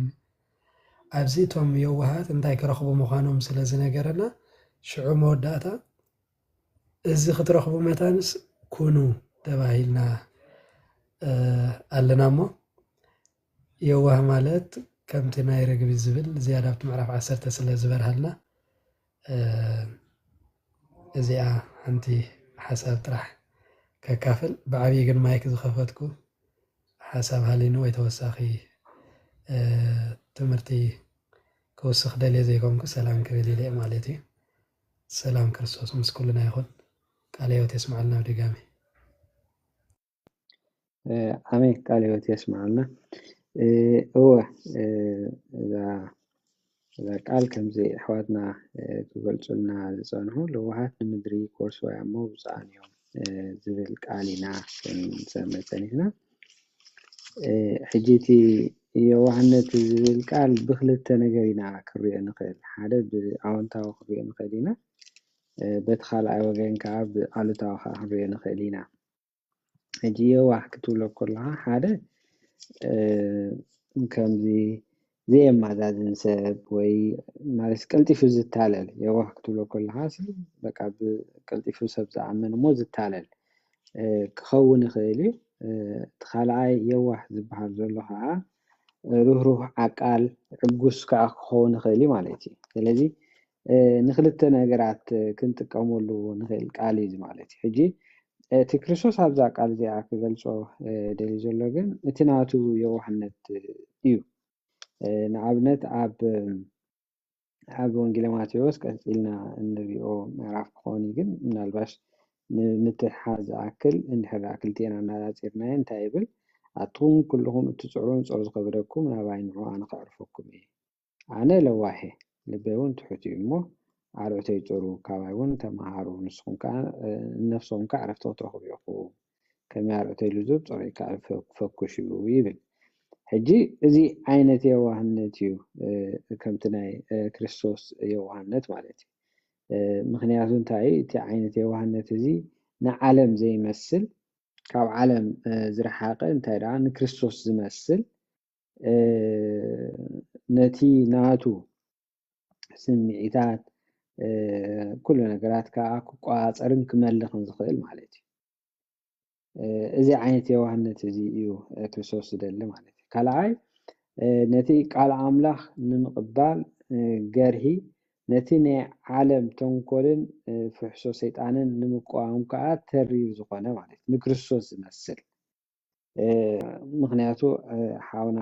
ክገልፃ ፀኒሑ ዲያቆን ሓወይ ገርታት ከም ርግቢት ወርሓት ከም ተመን እንትብል ቃል ኣላትና ሕጂታ ገርታት ከም ርግቢት ወርሓት ከም ተመን እንትብል ዘላ ኣብቲ ናይ ቃል ኣምላኽ ኣብቲ ናይ መንፈሳዊ ነገር ብግርህነት ነቲ ዝንገረና ቃል ኣምላኽ ክንቅበሎ ኣለና ነቲ ንሓጢያት ንዓለማዊ ነገር ግና እንታይ ኢና ጉርሓት ኮይና ክንቃወሞ ከም ዘለና ማለት ስለዚ ነቲ ንምድሪ ክወርሰዋ እንትበሃል ዘላ እዛ ምድሪ እዚ ኣብዚ ምድሪ ዝኽነግሱ ወይ ኣብዚ ምድሪ ተቐባልነት ክህልዎም ዘይኮነሲ ነታ ትመፅእ መንግስቲ ናይ እግዚኣብሔር ከምቲ ኣብ ራእይ ዮሃንስ 21 ተገሊፃ ዘላ እታ ትመፅእ መንግስቲ ተሓዳስ ሰማይን ተሓዳስ ምድርን ናባዮም ክወርሱ ማለት እዩ ንሱ ዝኾኑሉ ምክንያት ከዓ ንክርስቶስ ስለ ዝመሰሉ ንክርስቶስ መሲሎም ከዓ ኣብዚ ምድሪ ስለተጓዓዙ ስለተመላለሱ ማለት ስለዚ የዋሃት ንምድሪ ክወርሱ እዮም እሞ ብፃዕን እዮም ዝብልዎ ዘሎ ቃል እቲ በቲ ቃል ኣምላኽ ኣቢልና ፍጹም ምስሊ ናይ ክርስቶስ ክንለብስ ከለና ማለት እዩ ምክንያቱ ሃርያ ጳውሎስ ኣብ ኣገልግሎቱ ዝጭነቆ ዝነበረ እንታይ እዩ ነይሩ እንድሕዳልና እቲ ምስሊ ክርስቶስ ኣብቶም ምእመናን ንኽሰዓል እዩ ሃርያ ጳውሎስ ንባዕሉ እንታይ ኢሉ ከምቲ ኣነ ንክርስቶስ ዝመስሎ ዘለኹ ንስኹም ንዓይ ምሰሉ ኢሉ ሕጂ እዚ ብኩሉ እንትናና ንክርስቶስ ክንመስሎ ስለ ዘለና ማለት ብልሁናና ብቃል ኣምላኽ ብኩሉ ነገር ንክርስቶስ መሲልና ክንጓዓዝ ስለ ዘለና እዩ ማለት ስለዚ ክርስቶስ ንዓይ ምሰሉ ክብለና እንከሎ ቅዱሳን ቅዱሳን ክብለና እንከሎ በቲ ቃል ኩሉ እንትሩ ንዕኡ ክንመስል ስለ ዝኾነ ክርስቶስ የዋህ ስለ ዝኾነ ንሕና ንዕኡ መሲልና ናብታ ናቱ መንግስቲ ንክንኣቱ ዘዘኻኽረና ኣዝዩ ድንቂ ዝኾነ ቃል እግዚኣብሔር እሞ ንዑ ክንገብር እግዚኣብሔር ኣምላኽ ብፀግኡ ይደግፈና ማለት እዩ ምናልባሽ እዚኣ እንድሕሪ ተገሊፃ ኮይና እንድሕሪ ተዘራሪብናሉ ኮይና እታ ራብዒት ዘላ ንፅድቂ ዝጠምዩን ዝፀምኡን ክፀግቡ እዮም እሞ ብፅዓን እዮም እትብል ቃል ብዛዕባ እውን ተነዘራረብ ፅቡቅ ነይሩ ማለት እዩ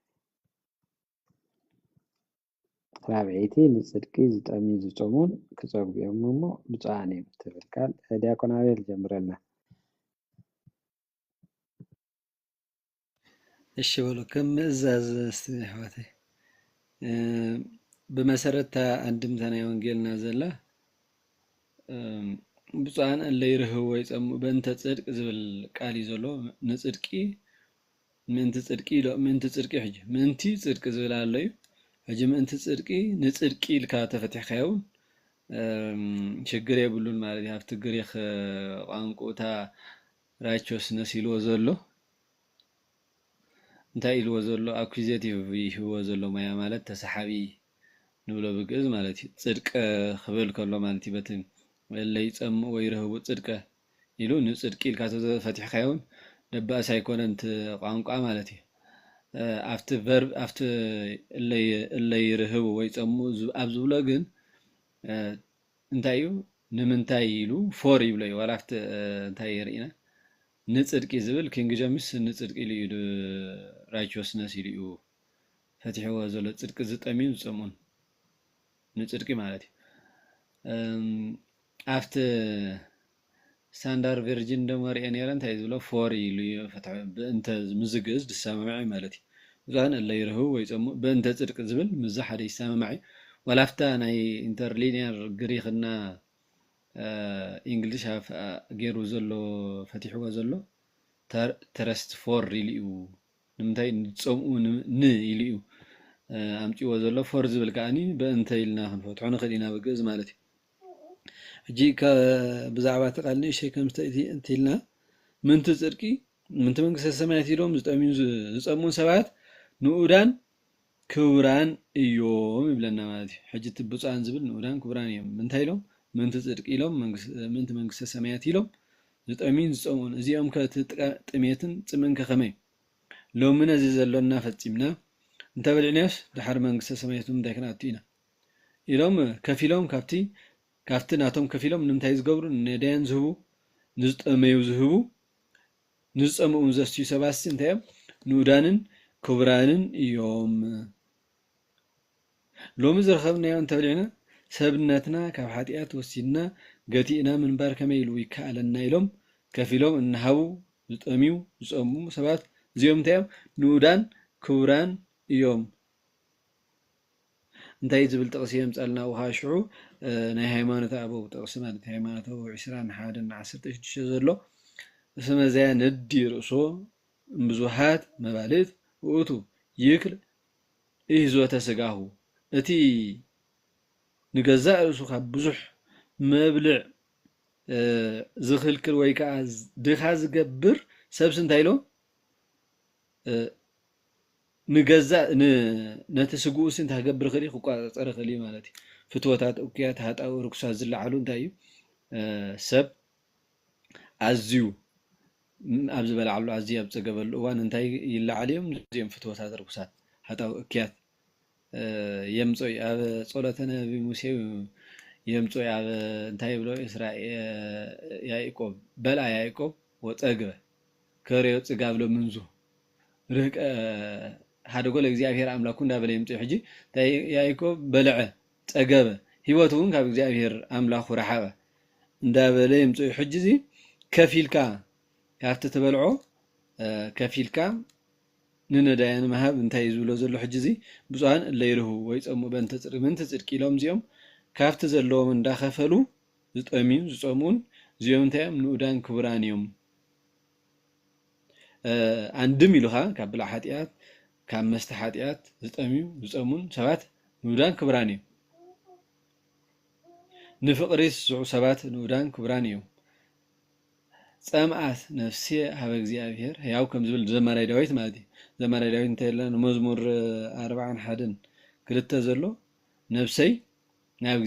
ናብቲ ሕያው ዝኾነ እግዚአብሔር ኣምላኸይ ፀምአት ሕጂ እዚ ምእንቲ ፅድቂ ንፅድቂ ዝጠምዩን ዝፀምኡን ሰባት እንታይ እዮም እዚኦም ንኡዳን ክቡራን እዮም እቶም ብምምሃር ብምስትምሃር ብንስሓ ብምናኔ ብሃይማኖት ዝጠምዩን ዝፀምኡን ሰባትን እውን እዚኦም እንታይ እዮም ንኡዳንን ክቡራን እዮም እስመ እሙንቱ ይፀግቡ ኢልዎ ማለት ሕጂ እለ ይርህቡ በእንተ ፅድቂ ይጠምዩ ኢሉ ነይሩ እሞ ኣንፃር እንታይ እዩ ፅጋቢ ማለት እዩ ሕጂ ይፀግቡ ዝበሎም ከዓ እንታይ ማለት እዩ ኣንፃር ስለ ዝኾነ ኢዳ ይፀግቡ ኢሉ ምፅኡ ኣንፃር ናይ ጥሜት ፅጋብ ስለ ዝኾነ እምበር እንታይ እዩ መንግስተ ሰማያት ክወስዮም ክብል እዩ ኢሉ ኣምፂዎ ኢሉ ትርጓሜና ብሕፅር ዝበለ የስፍረልና ዝጎደለ ወስኹለ እዩ ኣሕዋት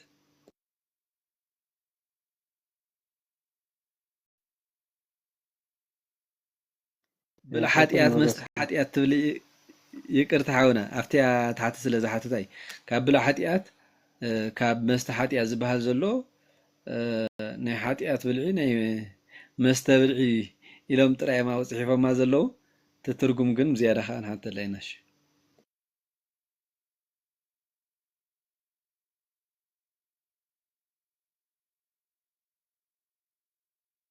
ቀፅል መበስ ሓውና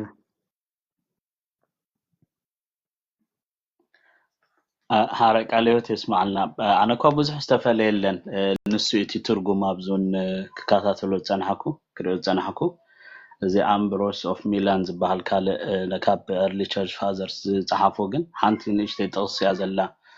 በዚኣ ኣጠቃሊሉ ነታ ክስታይ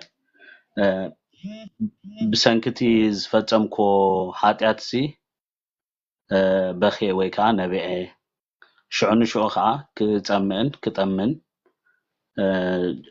ጀሚረ ይብል ማለት እዩ ነቲ ፅድቂ ክፀምእን ክጠምን ጀሚረ እዩ ዝብል ሕጂ ዝኾነ ይኹን ሕማም ዝኾነ ይኹን ክስታይሲ ብሓዘን ወይ ከዓ ብካልእ ዝመፅእ ሃንገር ወይ ከዓ እቲ ጥሜት ዝበሃል ዘይኮነሲ እቲ ዝያዳ እቲ ፅምእሲ ካብ ሓሊፍና እቲ ነቋምቶ ወይ ከዓ ንሪኦ እቲ ናይ ፅድቂ ህይወት ምዃኑ እዩ ዘብል ብዙሕ ዝተፈለየ ኣይኮነን ካብቲ ሓውና ዝገለፆ እዛ ስኢላ መራጎዲት ጥራይ ክውስኽ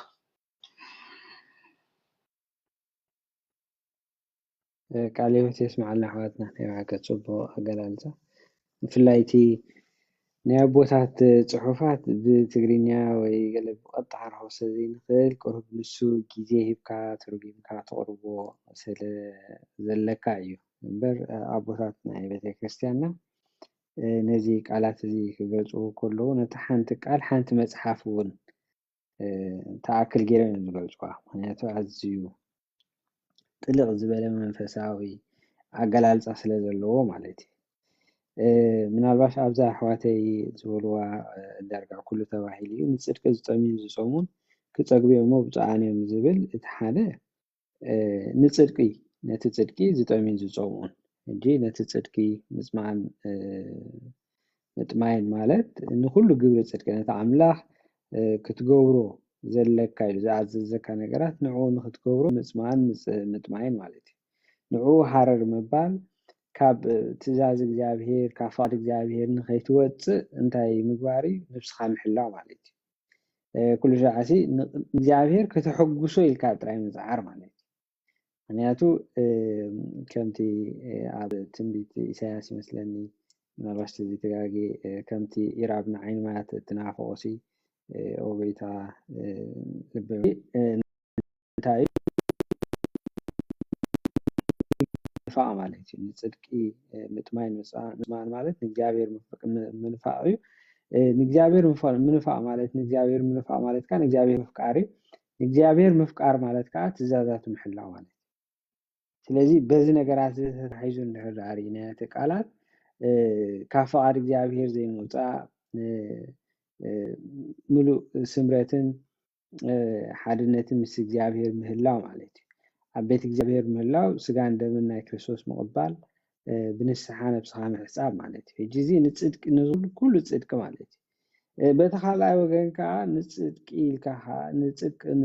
ነቲ መንፈሳዊ ፅድቂ ኢሎም ከዓ ነብሶም ብመከራ ዘሕልፉ ዝጠምዩ ዝፀምኡ ኣቦታት ኣለውና ምክንያቱ እዚ ከምቲ ኣብ ኤፌሶን ተገሊፁ ዘሎ እቲ ኣፅዋር ፅድቂ ተባሂሉ ተገሊፁ ዘሎ ሓደ ፆምን ፀሎትን ስለ ዝኾነ ማለት እዩ ስለዚ ብዙሓት ሰባት ንክርስቶስ ኩሉ ነገራቶም ሓዲጎም ንዕኡ ስዒቦም እዮም ከምቲ ኣቀዲምና እውን ኣብ ሓለፈ እዋናት ክንገልፆ ዝፀናሕና ማለት ናይቶም ሃዋርያት ከም ኣብነት ኣምፂና ንገልፆ ነርና ማለት ስለዚ እቲ ንፅድቂ ኢልካ ምጥማይን ምፅናዕን ዝበሃል ተባሂሉ ዘሎ እውን እቲ ናይ ብሓቂ ፍፁም ዝኾነ ምናኔ ወይ ከዓ ገዳማዊ ሂወት እውን ንዕኡ ከም ኣብነት ጌርና እውን ክንገልፆ ንኽእል ኢና ምናልባሽ ገዳማውያን ኣቦታት ናብ በረኻ ክወፁ ከለዉ ንስለ ካብ ሰባት ንምፍላይ ኢሎም ኣይኮኑን ግን እንታይ ደኣ ብኩሉ እንትንኦም ንክርስቶስ ንክመስሉ ንክርስቶስ ንከስምሩ ንክርስቶስ ካብ ምፅማዕን ምጥማይን ዝተላዕለ እዮም ንበረኻታት ዝወፁ ማለት እዩ ገለገለ ሰባት እንታይ እዮም ኣይ በረኻ ወፂኦም እንታይ ኣፍርዮም ወንጌል ዘይምህሩ ዝበሃል ኣሎ ሕጂ እቲ ወንጌል ብቃል ምንጋር ጥራይ ኣይኮነን እንታይ ደኣ ብምንባር እውን ንሰባት ትምህሮም ኢኻ ማለት እዩ ስለዚ ኣቦታትና ናብ ገዳም ክወፁ ከለዉ ኣብቲ ገዳም ኮይኖም ከዓ ክርስትና ኣስፋሕፊሖም እዮም ኣብ ቀዳማይ ካብ 4ይ ክፍለ ዘበን ስጋ ዝቐረበ እዋን ዘመናት ዝነበረ ገዳማትና ናይ ፅድቅን ናይ ቅድስናን ማዕከን ኮይነን ነቶም ንፅድቂ ዝጠምዩ ዝፀምኡን ከዓ መግብን መስተን ኮይነን ዝምግባ ዝነበራ ስለ ዝነበራ እቲ ናይ ገዳማውያን ሂወት እውን ናይ ፅድቅና ነቲ ፅድቂ ንክንምገቦን ንክንሰትዮን ንክንበልዖን መኣዲ ኮይነና ኣለና ማለት ስለዚ እዚ ነገራት እዚ እውን ክልቲኡ ኣታሒዝና እንተሪእና ይሁን ፅቡቅ ኮይኑ ይስማዓና ማለት እዩ እሞ እታ ግዜና ተኣክል ኣላ መስለኒ ድሓን ካብ ዝመፅእ ዘሎ ከዓ መሓርቲ ምሕረት ክረኽቡ